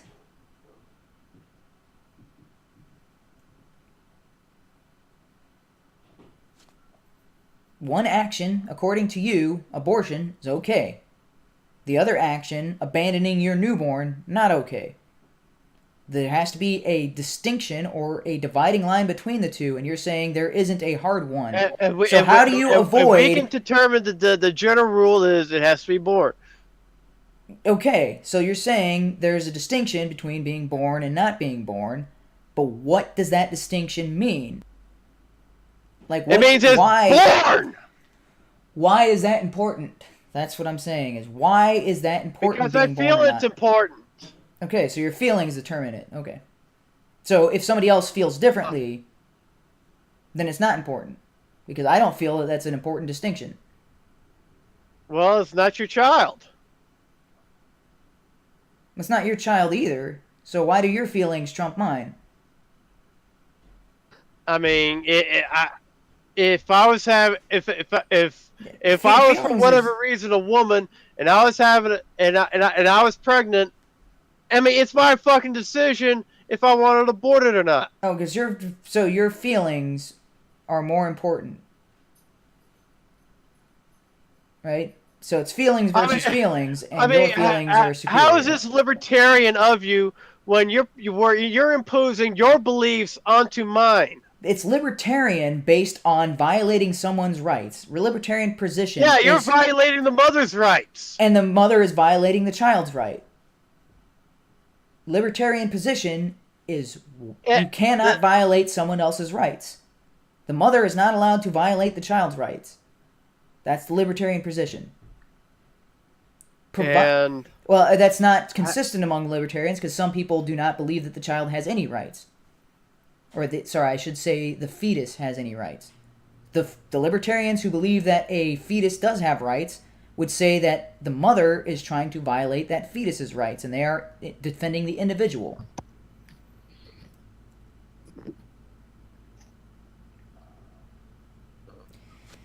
Ugh.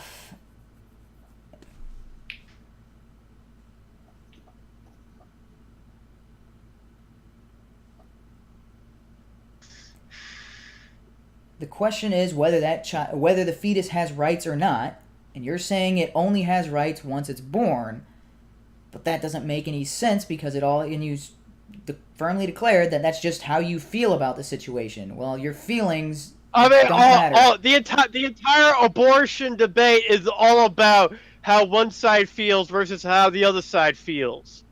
No, it's all about how one side feels. That's literally all it is. No, it's about how one side feels and the other side has objective evidence and argumentation.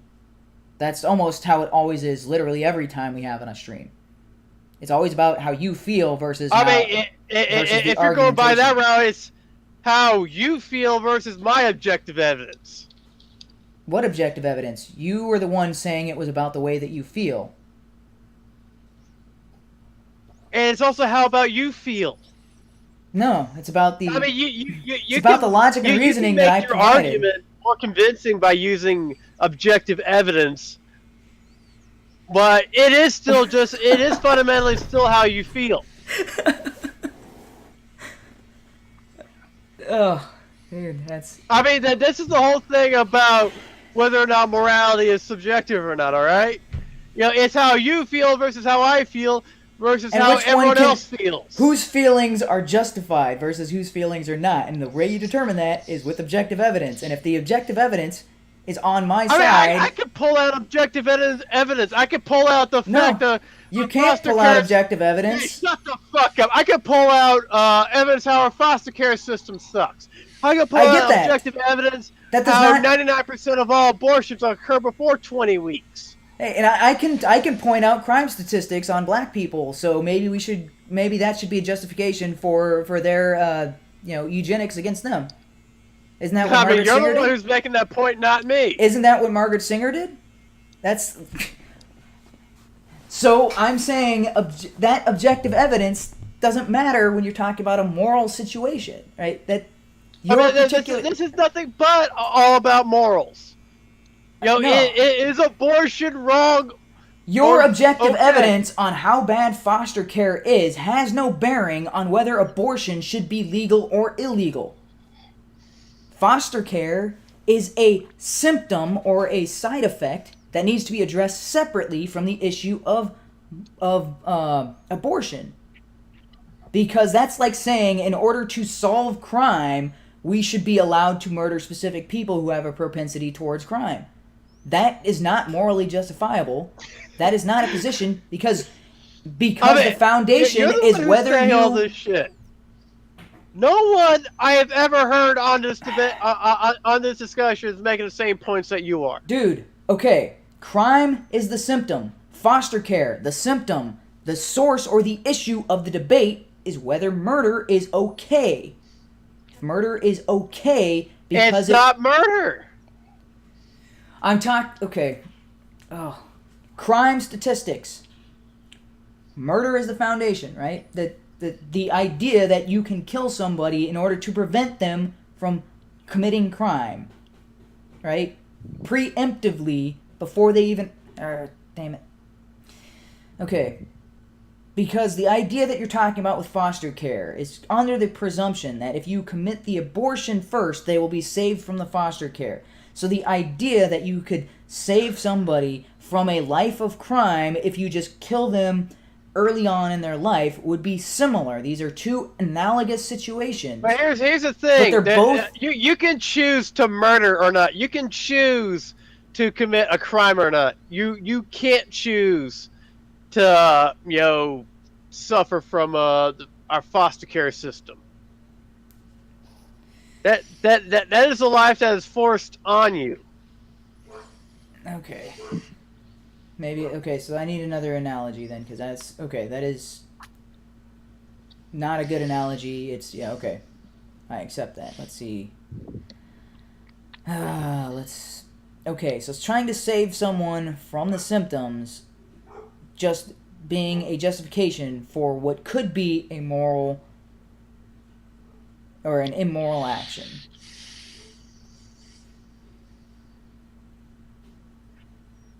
Okay, what's that called?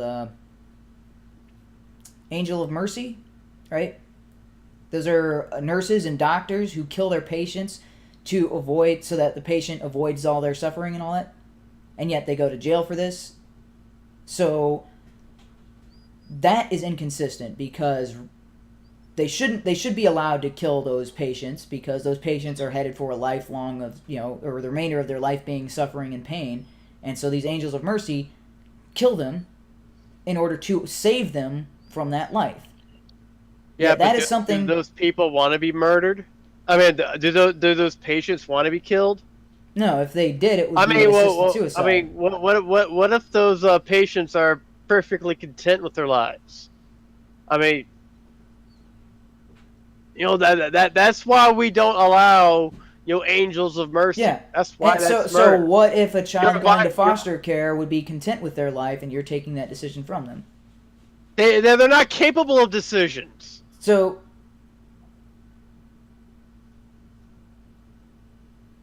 wait. Okay.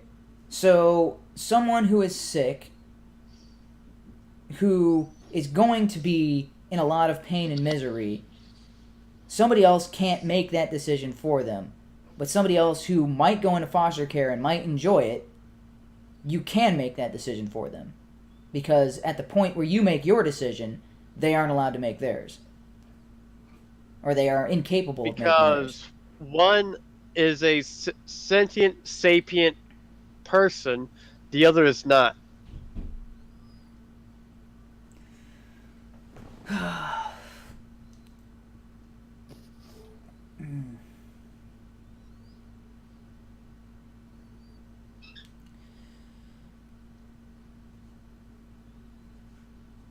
Okay. So fetus is not a person.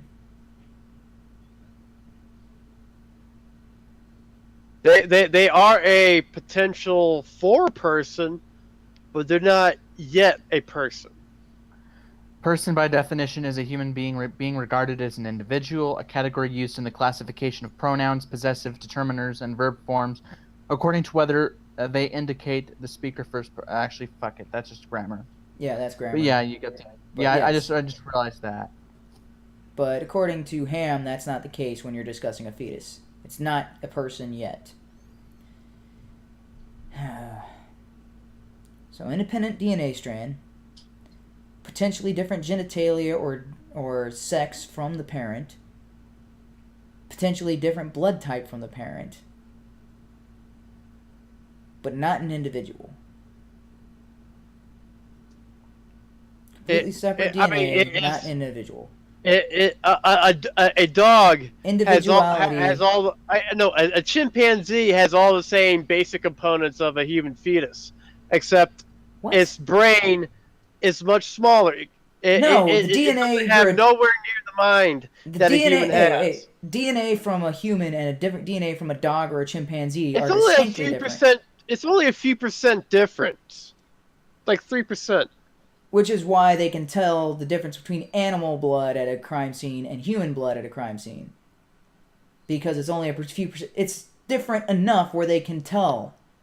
Gotta head off. See ya. Okay. That was Okay. abrupt. Yep. Okay. That was a Yeah. nonsensical argument at the end there. Ah, dude, Ham. Okay. Because Honestly, he did say it's a feeling, and then had nothing to back that up, right? I'm not crazy. I don't approve of trying to say that's how I feel. I try not to say that in a debate. It's cringe. But I do apologize for laughing earlier, but I just found it funny when you said that was the whole purpose. It was an absurd idea.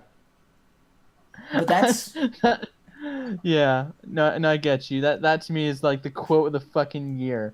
So that is reductio ad absurdum. You're like, wait a minute, you just said this, which would mean this. That's ridiculous. Reductio ad absurdum. I need to actually reductio ad absurdum. Reductio ad absurdum. Take it to its logical extent and to point out the absurdity in the argument.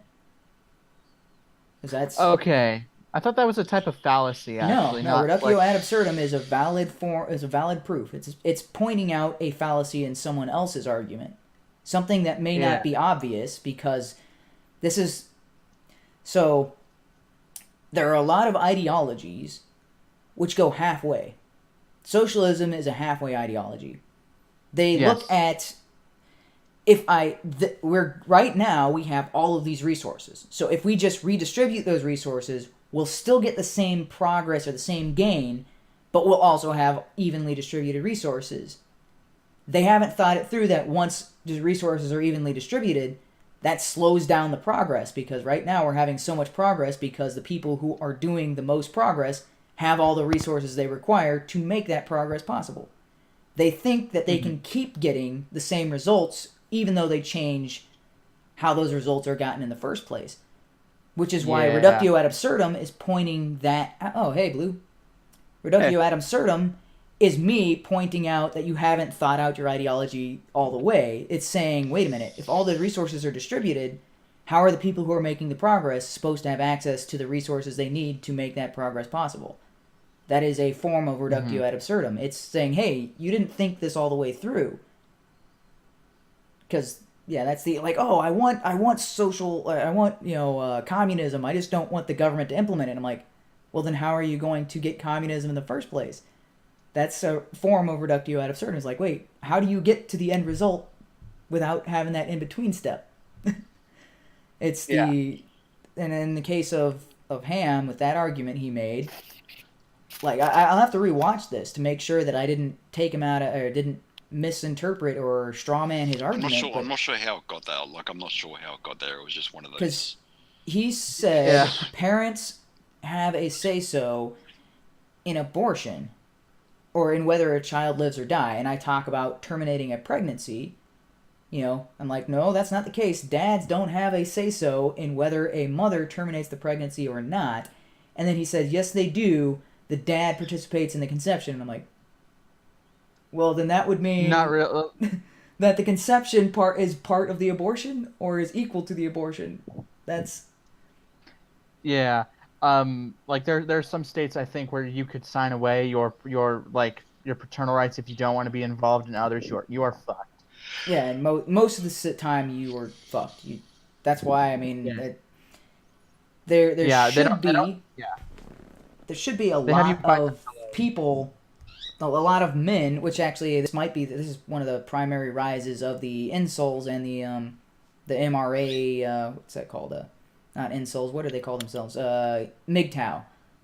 The rise of that is a direct response to the female reproductive rights.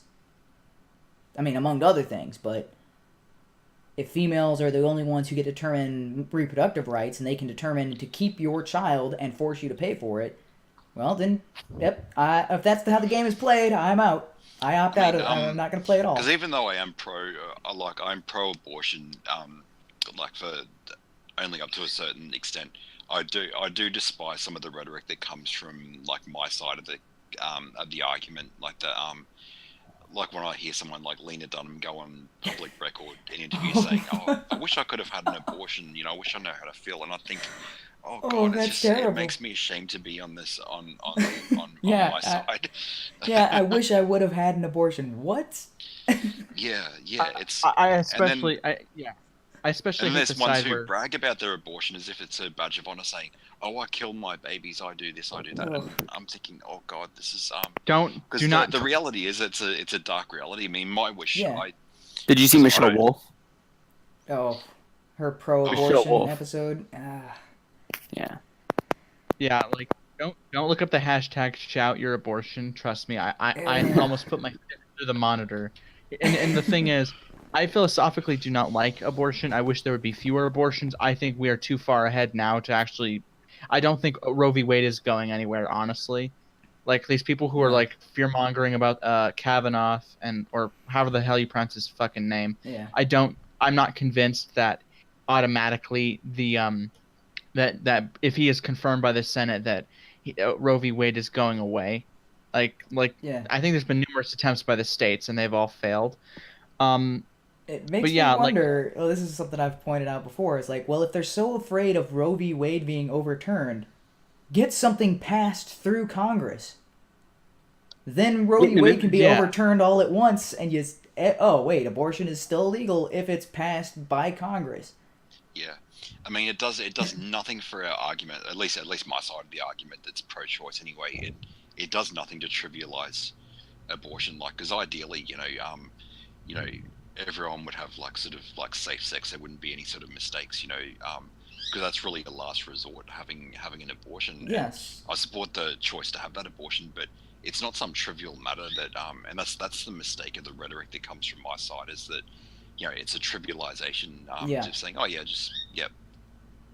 well, easy come, easy go. But it is a serious thing, because the mother herself, like when she's in the abortion clinic going through that. I mean, there's like it's not exactly a walk in the park. I mean, and also there's probably, I imagine there might be even a certain conflicting emotions that are going on. Like she's weighing the pros and cons in her mind, and she's also probably going to feel a little bit of guilt afterwards.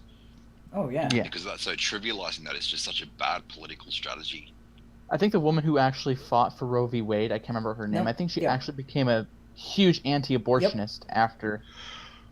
Yeah. So Roe in that situation is an anti-abortionist activist now, and she is. Yeah. I can look that up. I don't know if she's still alive. Yeah, because there's this very informative YouTuber. His name is Mr. Beat. He does all these things talking about history, like the history of the United States, the Supreme Court, and their decisions. Very informative guy. He makes music. It's pretty good. Yeah, she did die last year, so February 2017. Okay. Yeah. So Norma McCorvey. Yeah. She became a Roman Catholic activist in the pro-life movement. Yeah. Because I guess what gets me thinking about abortion from the thing, because I don't try to sugarcoat it as something that's because I'll even admit that it could be like considered murder in some cases, but when you use like a Darwinian type of thing, whatever, it's I think most of it's inspired. Like when I read, I think the feminists that kind of shaped my thoughts in that, probably Camille Paglia was the just when I read her literature and I wouldn't call her a feminist per se, but that influences my some of my thinking towards abortion. Yeah. Well, because she doesn't sugarcoat it in like any sentimentality. It's kind of like she frames it in a very, even though she is pro choice, she still recognizes a certain harsh reality that's behind it as well. Yeah, but that's what I was trying to get on, and before Ham was kind of. Sorry if me and Ham were dominating the conversation, but I think that always happens whenever we're both on the same stream. But that's what I'm trying to point out, is that same kind of rationality for the necessity of abortion would also mean that there should be some kind of necessity for eugenics, which very, very few people would be against the idea of would be for the idea of eugenics. But Margaret Sanger, the founder of Planned Parenthood, was very much in favor of eugenics, and is one of the. Yeah, she was a huge racist. And Planned Parenthood is one of the huge providers of abortion, and I don't see how you can justify abortion on the grounds of the Darwinian argument, while still saying that eugenics is a bad thing. Yeah, it's to me they're both probably related. It's probably a poor framing of it. It's more because there's not really a particular reason for an abortion, because I think that eugenics would be sort of an ideological reason for abortion and Planned Parenthood, and it's a terrible argument for it, but it's more of a case of a convenience or necessity that's just even though the things that we do are quite immoral, can be very immoral, like it's nothing compared to the brute force, because nature's the one that's killed more people than any extinction is the norm in nature, and yet we are trying to preserve species, and we are trying to so a lot of things do go against nature that we do, and the reality is, in every animal kingdom, there's a rejection of a mother rejects their child in nature, or even eats them in some cases, and I think abortion is just like a kind of, it's a relapse into a certain, it's a horrible way to put it, but it's kind of a relapse into the the primitive instincts that we all have, and we're all primitive on some level, and it's kind of like it's a primitive version of the kind of the rejection of the child that it's in there, because not every child is sort of is raised in this wholesome, cuddly type thing. I mean, sometimes the dog will eat one of its babies, or reject or whatever, and I guess the same thing's true for humans as well. Yeah. So in the instance of humans, if a mother does that after the child is born, they're like, oh, that's a huge big outcry. But if a mother does it while it's internal, for some reason, like that's what Ham's entire argument was, as long as it's inside the womb, then there's no big problem. It's no big deal. It's acceptable. Well, there was something else Ham said. Ham was talking about earlier. He said the baby doesn't, or the unborn child or fetus, whatever you want to call it, doesn't have the ability to choose. Okay, we'll talk about a mentally disabled kid outside of the womb. He has no capability of choosing what he wants to do with his life, but we still say he has a right to life itself. Yeah. Like the pretty good example of this was that I think he was autistic or at least mentally handicapped in some way. The kid who got abducted by those the black gang members or in Chicago, gang members. Yeah, they abducted him and posted on Facebook stream where they were beating him, and everybody is like, okay, this is a horrible atrocity. Nobody's like, oh well, he's retarded. He doesn't matter. No, or at least.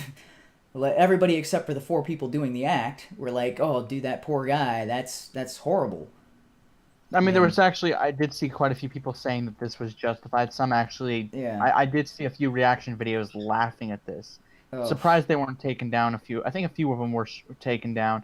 Like, here's the thing, I don't always approve of how Ham argues for things. Like, I do think I thought HUMANE had buried him in their first live debate, and then in the morality front of the debate, I thought Ham was kind of beating the slow kid, if you will. I thought you did pretty well. I mean, like I used to agree with Ham on morality, but after like taking into consideration what HUMANE is saying, I'm like, that does create a bit of a problem with the whole morality front, with the abortion front. I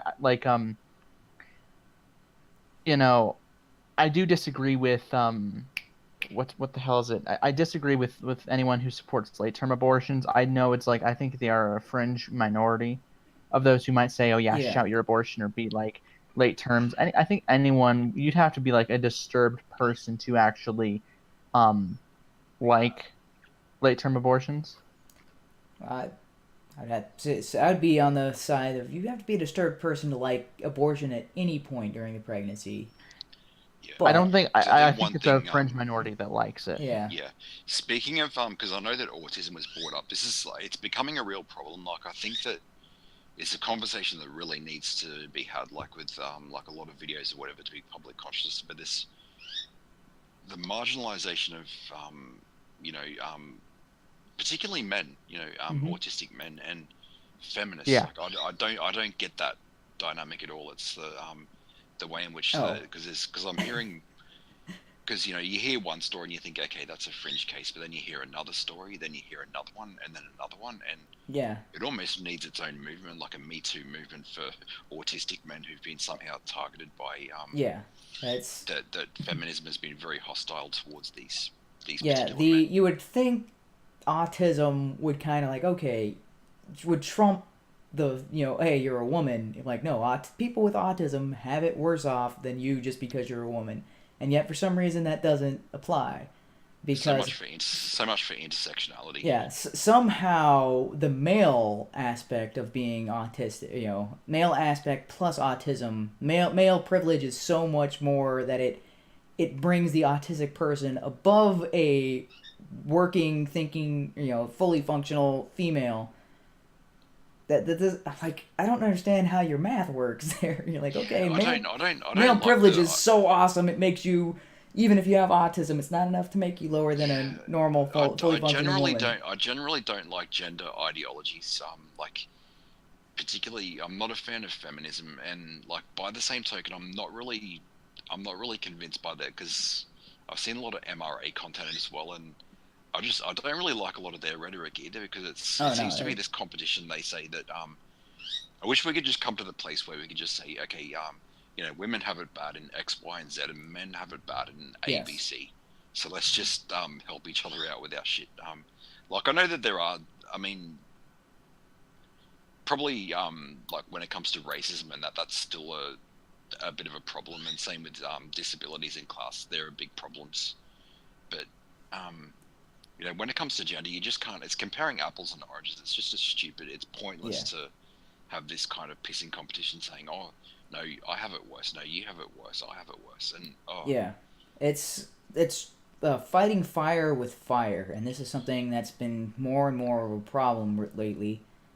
Well, you can't fight fire with fire. What? Like, you're like, oh, well, they're shooting at us, we'll shoot back at them. And they're like, well, then that doesn't solve the debate.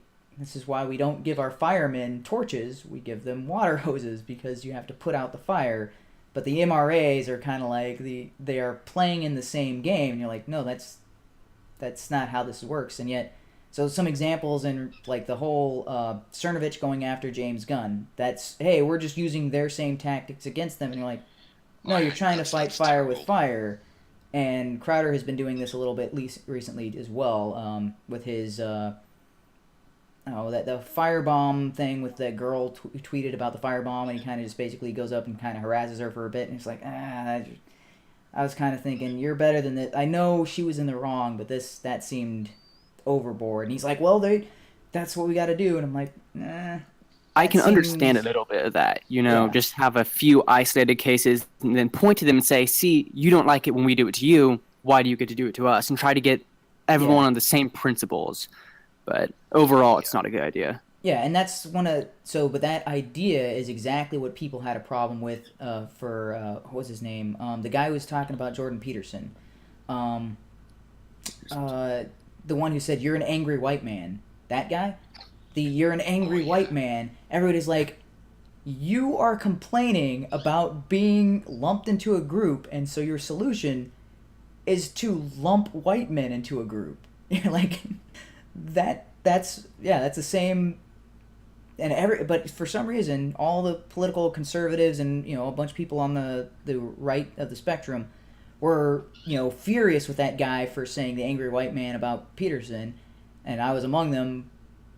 But they're like, wait, the reason you despise what he's doing is the same reason you should be despising what Cernovich did, and you should be using the same, like, okay, you're using their same methods and their same, like, the same injustices they're doing against you, you're now using those injustices against them?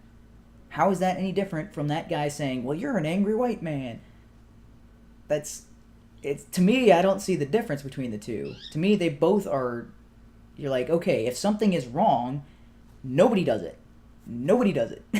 If somebody's silencing speech, nobody silences speech. That's a bad thing. We've already determined it's bad. Nobody do it.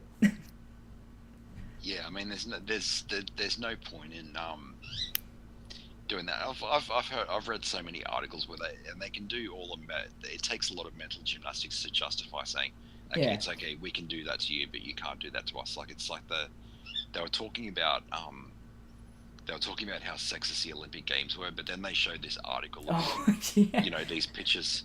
They showed these pictures shirtless of these dudes, men, and like pictures of these guys, and like it was from the torso down, showing all their dick bulges and all that. So we're gonna rate these things.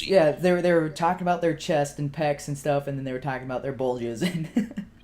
Yeah, and then someone released an article saying this is why it's okay that we do this to men. Yeah, you're like, wait a minute. If objectifying people is wrong, it's wrong regardless. It's being racist against someone is wrong. It's wrong regardless of who they are. Well, for Marxists, that's not necessarily true, because Marxists have their philosophy set up so the revolution to go to the communist utopia is the end goal, and you can just do whatever you want to get there. I mean, as long as you get there, you're good. Yeah. Paved the way for a whole lot of human atrocities. It's like, well, they don't matter, they're just a bourgeoisie. Oh, they don't matter, they're just a bourgeoisie. That was the troubling thing about Marxism treated as a philosophy, because usually philosophy is we're trying to discover some kind of truth or whatever, but then Marxism, it's not even the purpose of finding the truth. The purpose is just changing the world. We're not really trying to find an answer. It's just like, these are the changes we have to make, and these are the steps. Yeah, and even though Marxists will say that Hitler was not among their ranks, it's kind of like, well, wasn't Hitler making the argument, oh, they don't matter, they're just Jews? I'm like, how is that any different from they don't matter, they're just the bourgeoisie?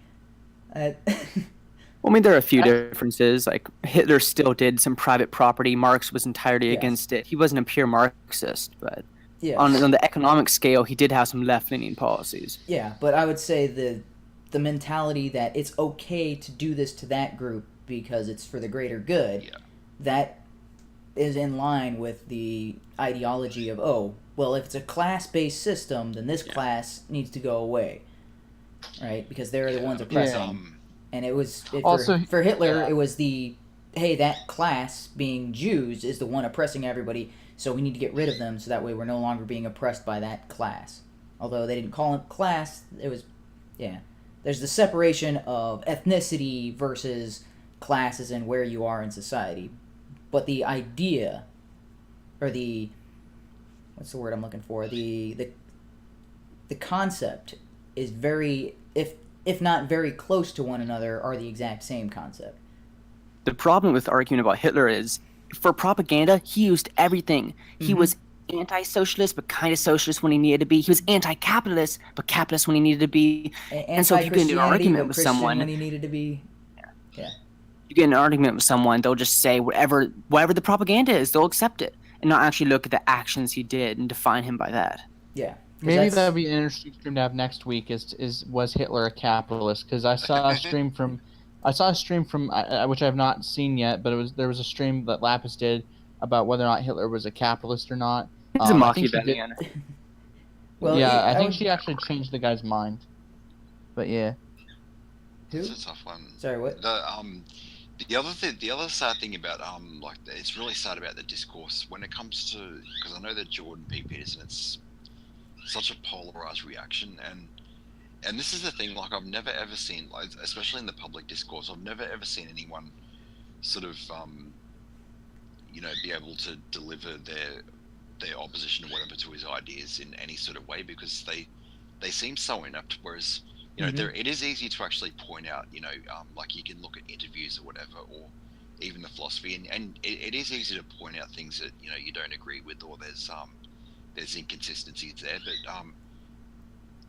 the people who interview them, they're sort of on the left, like they're so incompetent at being able to do any of that. Like there are a lot of points that I disagree with him on, and it would be easy, but I've never seen anyone attack those particular points that are kind of easy to, well, they could be easy to rebut if somebody had a competent, like a half competent interviewer who could actually do that. Instead you got the Kathy Newman, who's it was an absolute it was the most embarrassing.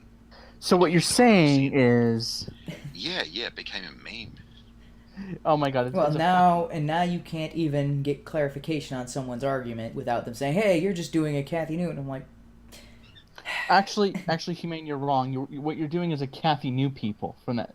A New People. Yeah, I remember when fucking what's that cuck's name? Trudeau. Trudeau. Oh god. It's Trudeau that he's a beta. Yeah, because that sort of confused me, because when you go into the realm of I guess postmodernism and everything like that, it's because that confuses me a little bit, because that's probably my biggest contention I have, is because he decries postmodernism a lot, but then at the same time, like I see a lot of evidence of himself, like a lot of his thinking does fall under kind of a postmodernish type thinking. A lot of his rhetoric does come across as being postmodern, and that's nothing to be ashamed of. I mean, it's not, the movement itself isn't entirely bad. It's just there's some strains of it that are a little bit unwholesome. Well, it's the idea that, right, so the way he sums postmodernism is that there are an infinite number of possibilities, and so there's no way we can know which ones are correct. Right? There's an infinite number of interpretations of the world. And yet he's saying, but the way we act in the world necessarily limits the number of possibilities. That was one of his huge contentions, and if you're listening to his lectures, that's the way he describes it is, you can look at you can spend your entire time counting the number of molecules inside of a brick on one of the walls in his classroom, but it's knowledge, it's information, it's a way of interpreting the world, but it's not a very useful one. Instead, you look at the classroom as its function, not trying to analyze every piece of it, but the functionality of it. So it's more of a utilitarian perspective. And if you're looking at the functionality of the classroom as to determine its purpose or to, to figure out the right way of arranging a classroom, well then if it has a specific purpose in order to teach a lesson, it doesn't make sense if all the chairs are facing backwards, or if, the speaker is, or if everybody is in a circle and then, so there is no clear speaker identified and that sort of thing. There's only so many configurations of a classroom that make sense in order to fulfill its purpose, and that was kind of his rejection of postmodernism. Is sure, there's an infinite number of interpretations, but there's only a handful of them that will achieve what we're trying to achieve. Well, Foucault was just crazy in general. Like, he said you can be whatever you want to be, and things like hormone differences between men and women, it doesn't matter. None of this actually matters. The science doesn't matter. Just be whoever you want to be. And this isn't revolutionary. The idea of individual values goes back to the Enlightenment.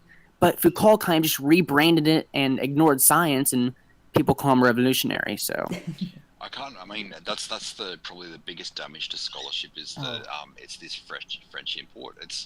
I've got nothing against the philosophers themselves, but the practitioners of it, like they're the most snide sort of, elitist type people, and there's nothing progressive about using this kind of thing in sort of college.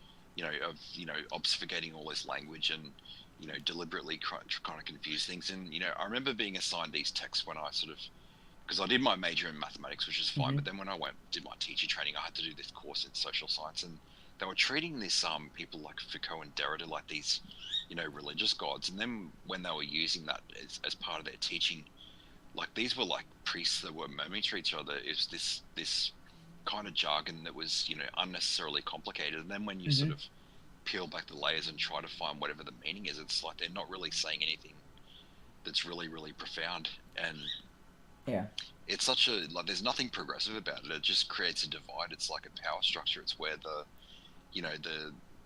professors, like, they're the ones who are sort of in this secret club, where they've got this particular truth, and it's sort of deliberately hiding it from the students. So it's kind of a power game, and the only way of getting through these courses and being able to pass is to just play that same word game that they're playing. It's absolutely that's not all of postmodernism. That's kind of the bad postmodernism, but there's also the good. Their word game is top tier. They will take an ideology or some kind of concept that is viewed relatively well, right? A lot of people say this, look at this one particular concept, this one particular word has a good reputation, that's us. This other word that has a bad reputation, that's them. And they will ingrain themselves in something that has a good reputation and say, oh, well, we're that now. And then they will use a word or something that has a bad reputation and talk about whoever.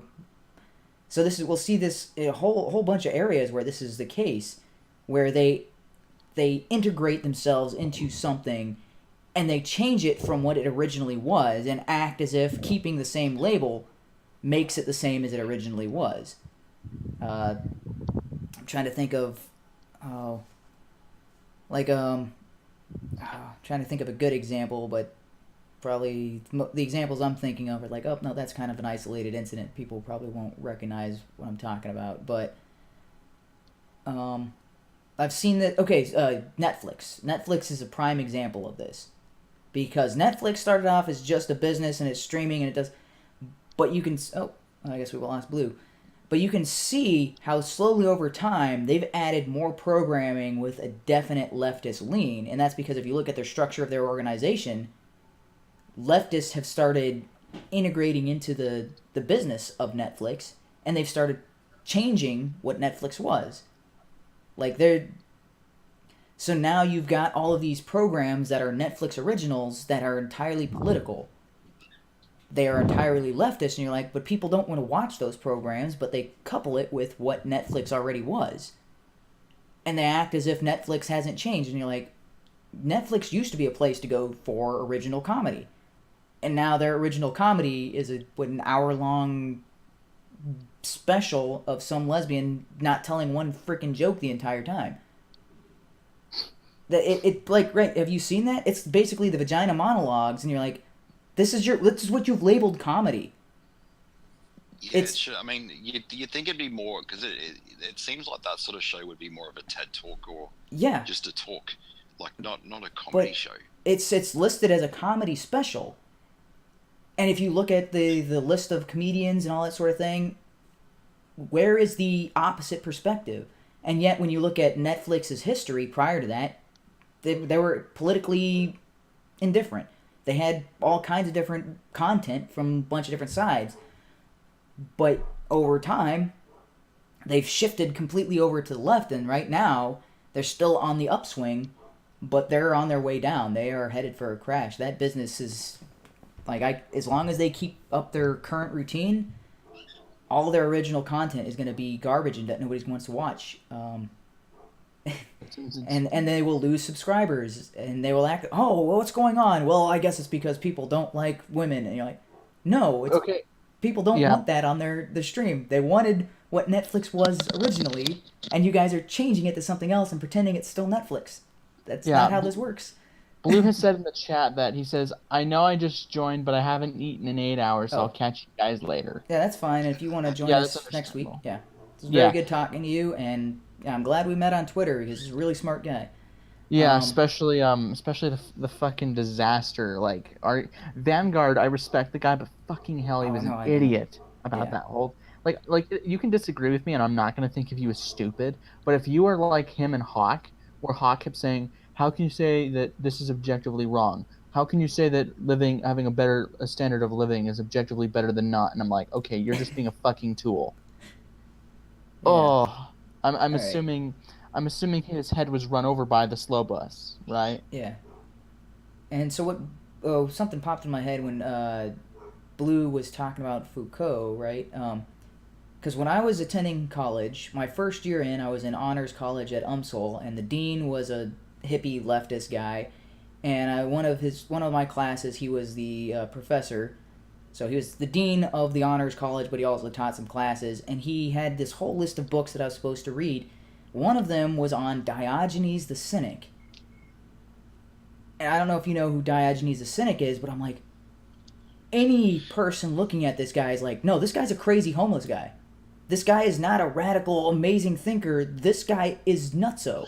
This guy is literally the guy under the bridge wearing the tinfoil hat, drinking his own urine. What the? No, look up Diogenes the Cynic. He is famous for masturbating in public, defecating and urinating in public, and sometimes drinking his own pee, and yet he's spouting random incoherencies. And I'm like reading the book about him, I'm like, how is this guy considered a philosopher? The guy under the bridge is probably more coherent than this guy that you guys are praising. It's like, oh, look how independent and free thinker. And I'm like, no, he's just crazy. This is one of the probably one of the most fascinating aspects of postmodernism that it was sort of explained to me. I didn't even know that it was a part of it. It was a very interesting explanation. It's it's kind of the dichotomy between the Apollonian and Dionysian. So I think, where did that start? I think with Nietzsche, that started off because the Apollonian represents sort of like the clarity, logic, science. Even religion can be an Apollonian type of strategy that evades sort of nature, and the Dionysian is kind of the shapeless kind of chaos, all those sort of things, whatever. And it's sort of and neither of them are good in too many. And that's the one thing I'd say about with you, HUMANE, because you're very much the Apollonian type thing. So it's almost having that angel and devil on your shoulder. Like you listen to the Apollonian voice. But at the end of the day, what they say is, we just have to honor both gods. Like the Dionysian, there's a bit of sort of chaos and maybe uncertainty and murkiness. But if we get too way down in that side, then we end up in this absolute mess, and our brains turn to pudding. Whereas if we have too much of the Apollonian, then there's certain sort of ugly truths we evade. It's a complicated idea. It's sort of I think the whole idea of that sort of Apollo and Dionysius, that was I think it got fleshed out really. I think Camille Parkley with Sexual Persony, that was where that kind of thing's explored Yeah. but more in the terms of So- art and literature. Yeah, I have not read any of Camille Paglia. I should probably look into that. You should read Sexual Persona. It will not exactly comfortable to read because especially the first chapter when it talks about the nature and everything, because you'll probably understand where I'm coming from with my view of abortion. It's kind of like it's a bleak it's basically a theory of how sort of about why men were the ones who sort of established government and became artists and scientists, because they were evading kind of the unpleasantries of nature, and whereas nature is associated with female because they kind of are more comfortable with nature because their cycles mimic nature, the moon, etc. So females are more comfortable in their existence. They got nothing to prove, whereas men are a lot more they're forever trying to escape the mother influence and not get sucked back into the earth, so they have to form their own kind of civilization amongst men. So patriarchy, I guess you could call it. And Peterson makes mention of that in the 12 Rules for Life, where he's talking about chaos is normally associated with feminine, or more of the feminine aspect, and order is more associated with the masculine aspect. And you're saying that feminine is more closely aligned with nature, if you look at nature, nature is chaotic. Yeah. I mean, the Apollonian strategy is that we try to make nature look beautiful. So we try to, because the Western eye is designed to, because we've evolved so that we see beauty. So we subtract the things we don't like about nature, so we can just say, oh, look at those flowers, look at those birds. But then underneath that, there's the they call it the Chthonian, or the Chthonic, or the Dionysian, which is the sort of the bowels of the earth where everything's bubbling up and there's a certain ugliness. And I guess that's sort of the explanation of what they call objectification, but that's more of a conceptualization. And it's an interesting species, because when you consider like all other animals where the male is the one that's the attractive one, because I look at my own bird as a male and he's got the more colorful plumage, and he's you assume it's gender. Oh. Yeah, but he's got every male characteristic of it because they're very. That's a social construct. I'm kidding, of course. Well, that's not him, but their design. Whereas we've actually reversed that procedure because of our increased consciousness. Women sort of wear makeup, and they're the ones who are colorful because we're trying to, I guess, in according to that theory, there is we're trying to conceal our fear of the mother. Well, I would say it's a little more of who's got more of the control, because the reason other animals, the male tends to be more colorful is because the women select mates, right? Women determine who they're going to sleep with and who's going to reproduce. But when you're talking about with human structures, because men have dominated societies and have generally ruled, they are the ones, there was a while where men were the ones selecting mates based on physical appearance, because you're talking about times of kings and times of rulers and all that sort of thing, where they had harems and that sort of stuff. It wasn't always the case where women had these, reproductive rights, they weren't the ones making the decision on who they were sleeping with. Usually they were victim to whoever was in charge. Now, in more modern times, that is kind of reversed, because now women are the gatekeepers of their own sexuality, and now men are now like, what do I do to attract a woman? What do I need to do? And that's why they're, you got to be like the physical specimen as well as financially stable, and you got to be rich and famous and all of these, and you got to start. Men now are like, we've got to start checking off all this stuff on our list to attract these women. So it's kind of and this is something that's only happened in the last 100 years or so. So that's been kind of the opposite of way most of human recorded history has been. Yeah, because it's always sort of because usually it's natural for the female to camouflage herself and to sort of be in the background. Because I remember, because that's the thing, there's such a dimorphism between the birds that I've owned, the cockatiels, because I've had a female before, and her plumage was quite dull, which is characteristic. But then at the same time, she'd sort of just sit on my shoulder and was just content to sit beside me and still do that. But then I've got this male one who's he's obviously colourful, but then when he sits on me, he's in these different postures, and he's got his head moving up and down, and he's learned how to talk and mimic the human species. Yeah. And he's sort of like it seems like his aim is when he's in a room, his aim is to have the attention of everybody in the room. So there's a lot of people in the room. It could be with a family or whatever, and his intention is to get the attention of everybody. Whereas when I had the female, she only cared about sort of having my attention. Mm-hmm. Yeah, and this is like I'm trying to think of a bird species that isn't like that, right? But no, peacock, the one that has the more vibrant and has the big plumage. Yeah, that's the male.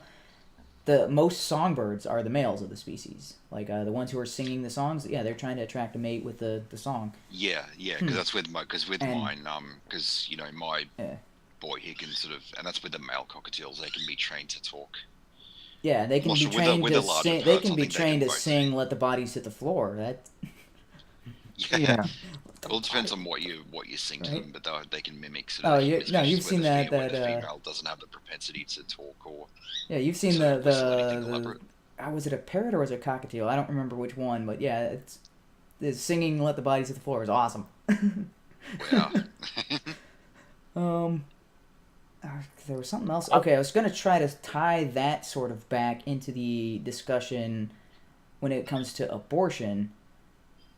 Well, there's one thing that is certain. This stream was an abortion. Yeah, that's usually the case when me and Ham are on. I actually thought it was a lot better, because that's kind of, and I'll just say this, with HUMANE, like one of the criticisms that you can take it or leave it. That's fine, mm-hmm. and I'm not a very good debater either, because I'm definitely not the good arguer either. But it's sort of, I thought I enjoyed this one more because it covered a broader range of topics, and it was like framed in a long-term argument. But sometimes I find that you might get caught up with kind of definitions. And Ham does the same thing as well, and between the two of you, sometimes it gets diverted away from what the main topic is, because it's sometimes we get caught up on definitions, and it doesn't really matter. Like, it's more of the larger framing of the argument. Yeah, like there was when we were having when me and HUMANE and a few other people were debating abortion for the first time, I think I mentioned something about life supposedly beginning at conception. I don't remember the exact context, but I think it was either you or your brother, or both of you may have said that it was semantics. I think when I was talking about age, like if life starts at conception, let's assume HUMANE's birthday then birth would be 1 as opposed to 0. I think that was the argument, right?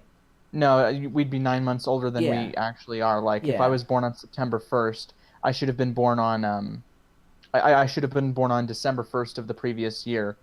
Well, that's how old my life should have been. That those 9 months would have been added on my age.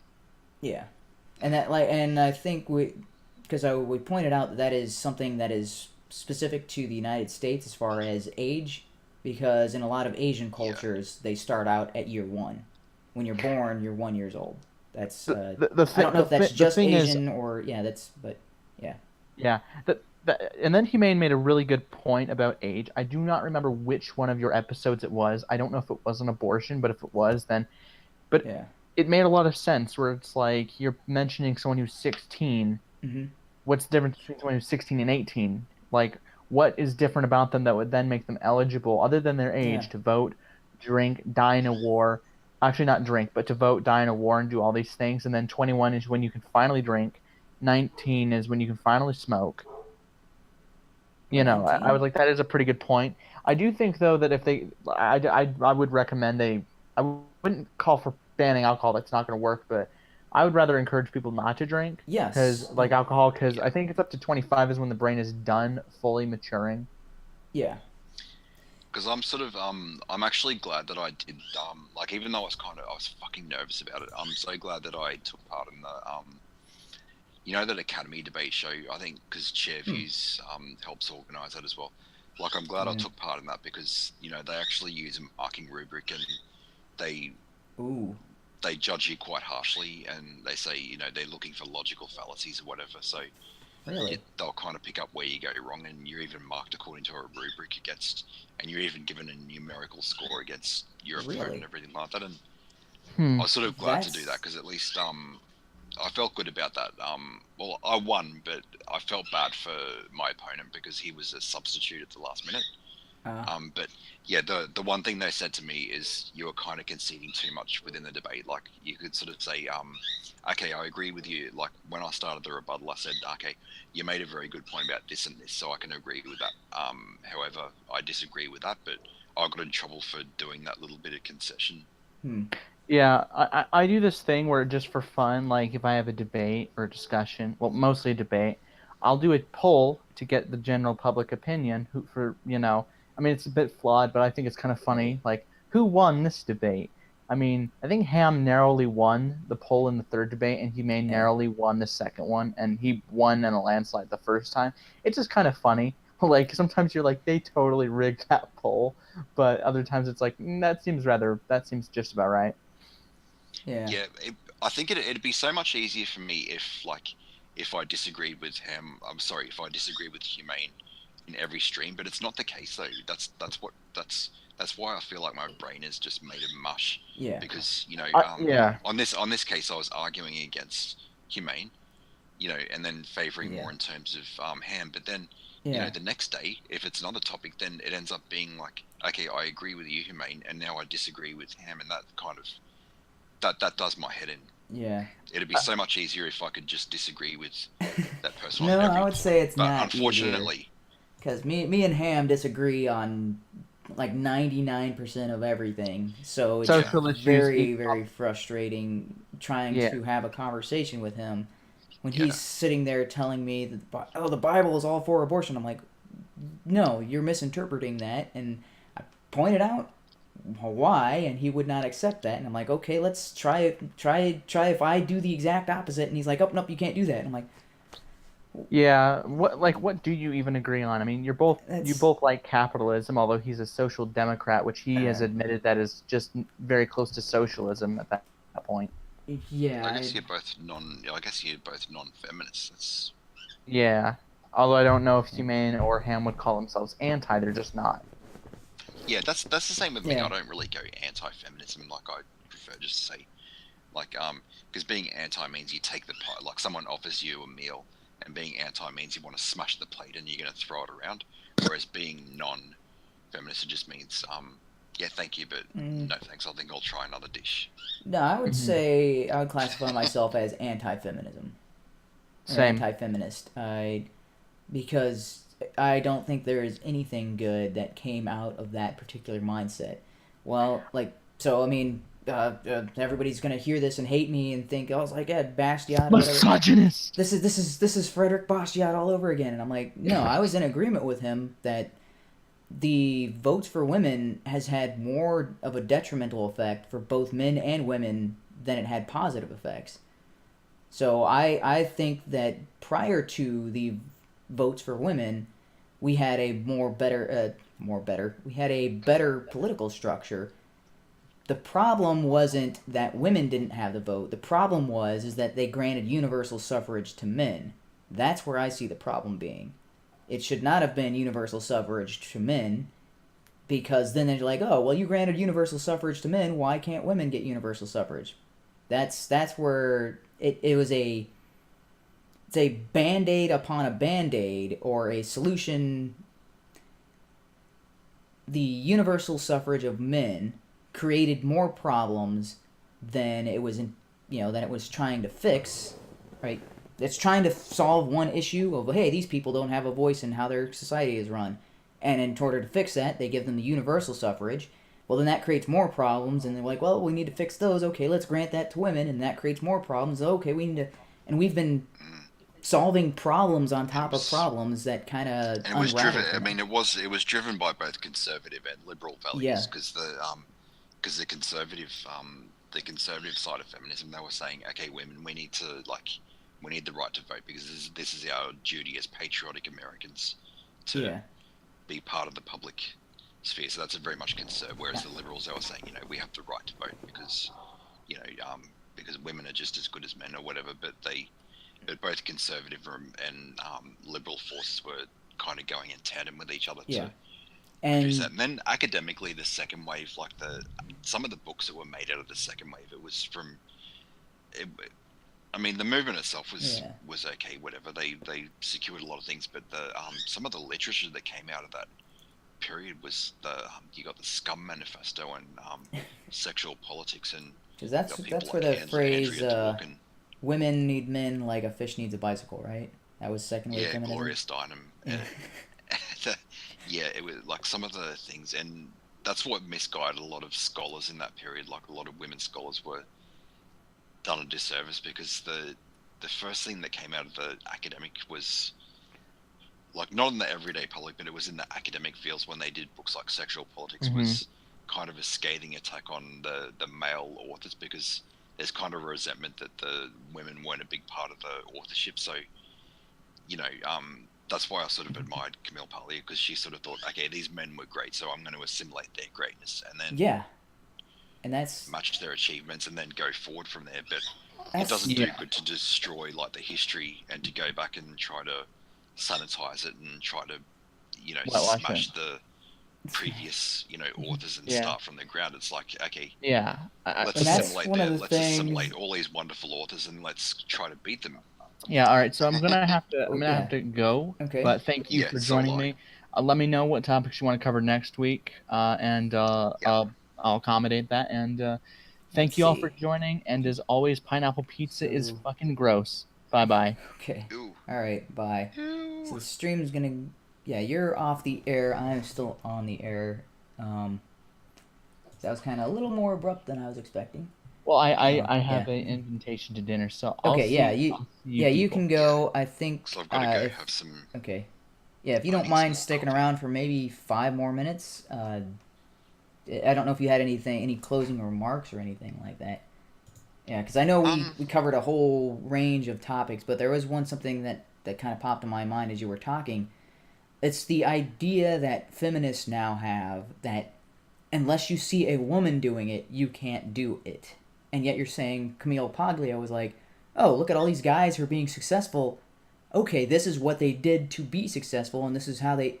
And copied that behavior. She didn't need another woman doing it to say, like, oh, that's how it's done. No, that's... No, it's, whatever was great. I mean, it's, because unfortunately there was a period of time where, women weren't recognized as authors. There's only a few of them. There weren't that many, but... So unfortunately, to learn about literature or whatever, unfortunately you have to assimilate the men from the past or whatever, and then build, I wouldn't say that's unfortunate. Woman, build from that.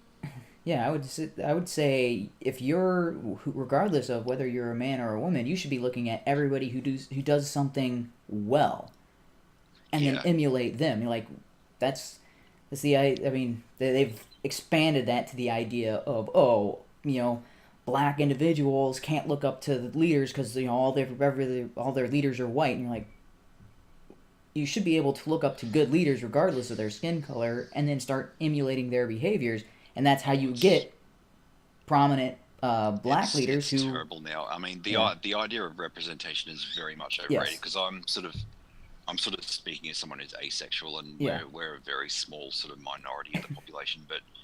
There's never been a stage in kind of cinema where I've ever gone to a movie thinking, God, I wish there could be an asexual character that I could identify with, like, so that I can have representation. Yeah, so you're saying that you don't have like a superhero that you enjoy because none of them have the same. None of them emulate you exactly.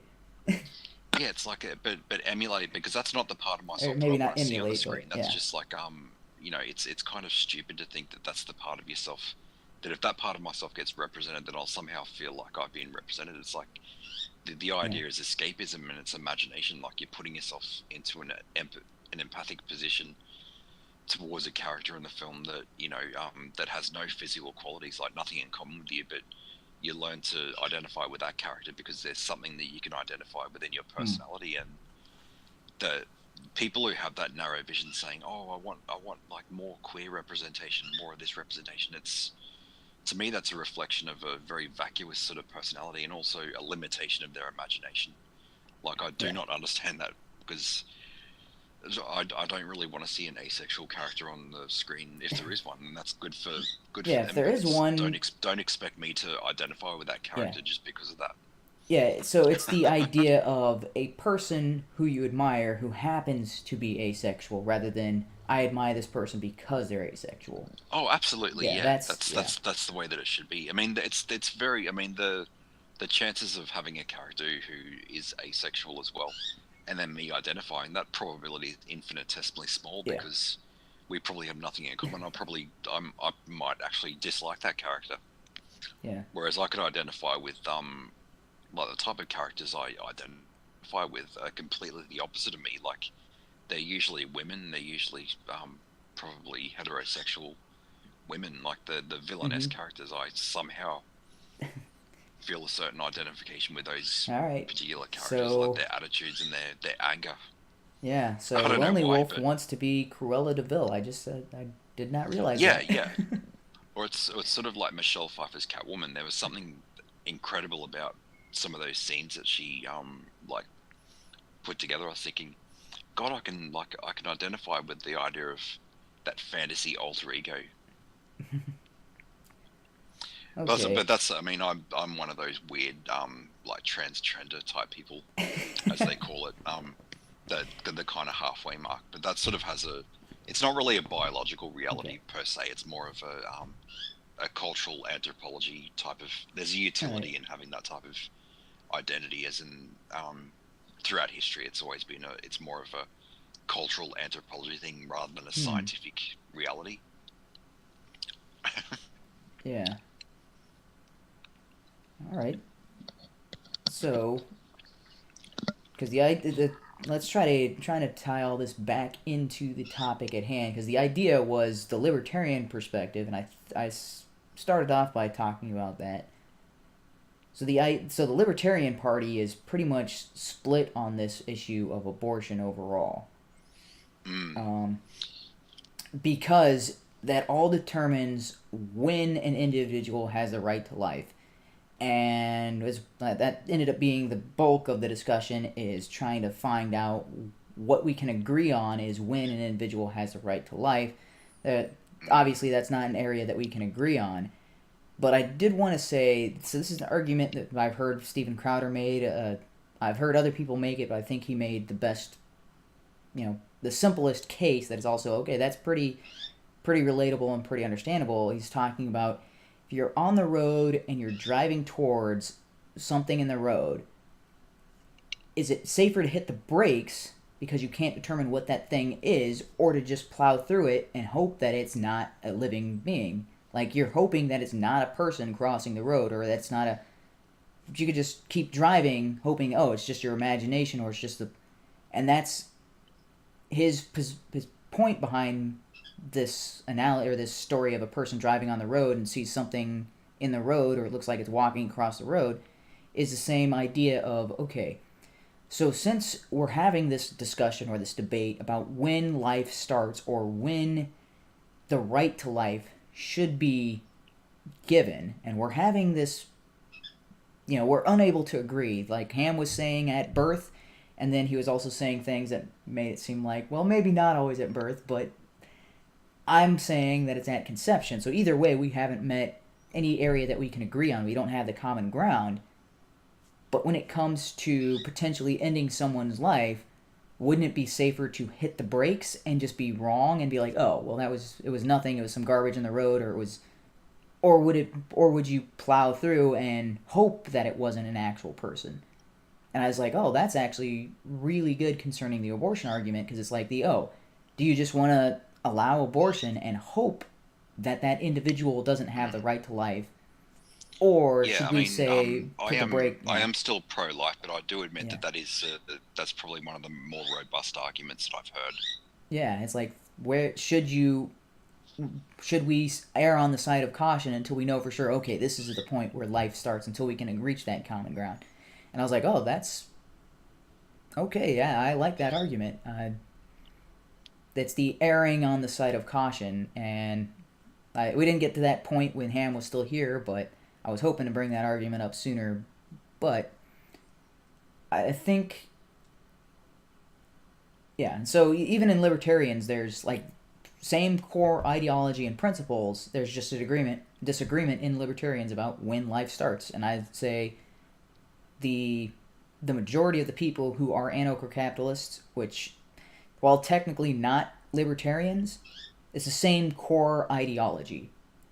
So the anarcho-capitalists have the same core principles. It's just taken to the full extreme, where we understand that the Libertarian Party or politics in general cannot achieve the ends based on what we view as what is moral and what isn't moral. Well, I mean, in all fairness, every political sector is going to disagree because the libertarians will disagree with each other. And look, I'm in circles as well. Yeah. In the left circles as well. That's like further left. Is it we kind of disagree as well, like with because there's some things like we might I'm sort of left as maybe not quite as left as him is, but there are certain points that I sort of I do question whatever or certain approaches to debate. So yeah, there's a lot of, no matter what position you're in, even centrists they argue. Yeah, I would say so. So even though there's that whole there's arguments and disagreements, and not everybody's gonna believe 100% together, but the core principles are the same. And yet the people who tend to take the ideology to the extreme, like me and several others, the majority of them, when it comes to the idea of abortion, fall on the side of either err on the side of caution, or that abortion is immoral because it is a violation of the rights of the fetus. And so some of the people that I wouldn't think would have this particular point of view based on their particular perspective. So people like Stefan Monolu, who's written several books on atheism, who has he's had several lectures and several different videos talking about the negative impacts of abortion, not only on the people who perform it, but also on society as a whole. I mean, so I was kind of like, when I first started listening to him, I did not think that he would have that perspective, and so it was kind of refreshing to see, okay, here's somebody coming at this issue from not from the Christian fundamentalist perspective, but from a perspective that's, completely the opposite of Christianity, or at least maybe not completely the opposite, but completely ignoring Christianity as a foundation and still coming to the same conclusion. And there's a lot of people who are anarcho-capitalists who also have the same. So if I'm not so from my understanding, Tom Woods, while he's now an active member of the Libertarian Party, he's of the idea of the anarcho-capitalist perspective being correct.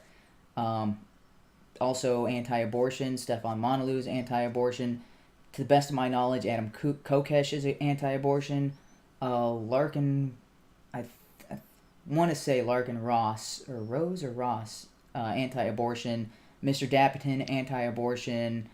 Lauren, while not anarcho-capitalist, is very close to that, and especially since she's on tour right now with Stefan Monolu, also anti-abortion. She's in my neck of the woods. Yeah, yeah. Lucky you. Go and see her if you get a chance to. Against the idea of abortion. Although I don't think she's anarcho-capitalist. She's but very much in the libertarian camp. So when you're talking about, I'm trying to think of other more famous or more well-known libertarians in general. Ron Paul is anti-abortion. Austin Peterson, anti-abortion. Candace Owens and Charlie Kirk, although I don't know how serious they are or how legitimate those are. Gavin McInnes, although he's more libertarian-ish in his viewpoints. Steven Crowder, although somewhat conservative, is also more of the libertarian perspective. Let's see, who else was there? Because I had a whole list that I was thinking, I was like, okay, these are all kind of political figures. Julie Borowski. All are libertarian. I think Zach, doesn't Zach, or Dark Conservatarian, doesn't he also, He's also very much a libertarian sort of. Yes, But he's also, yeah. I think he's also against abortion Yeah. as well. Yeah, so the dark conservatarian, yeah, Zach Edwards, he is against the position of abortion, although he's also kind of from a religious background. But you can see there are a lot of very prominent libertarian figures who are against abortion, but there are a lot of people who are in the Libertarian Party, like the maybe not the official figureheads and stuff like that, or maybe not prominent, who are of the opinion that abortion is incorrect. Or sorry, banning abortion would be violating the mother's rights. There's a whole it's probably closer to 60 to maybe 70% of people who are in the Libertarian Party think that abortion would be a violation of the mother's rights. But it is a lot of the prominent figures that are of the opposite position. Okay. Yeah, it's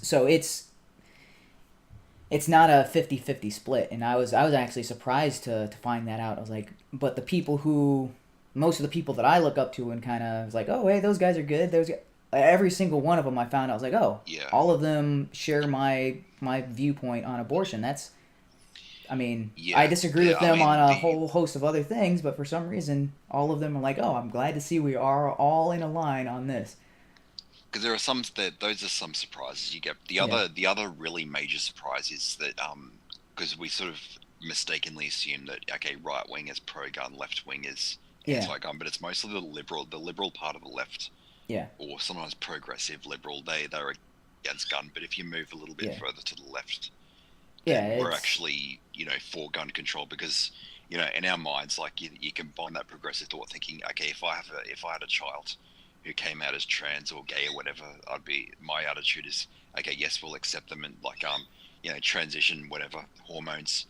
But then at the same time, okay, here's a gun, we're going to the practice range, okay, you need to arm yourself.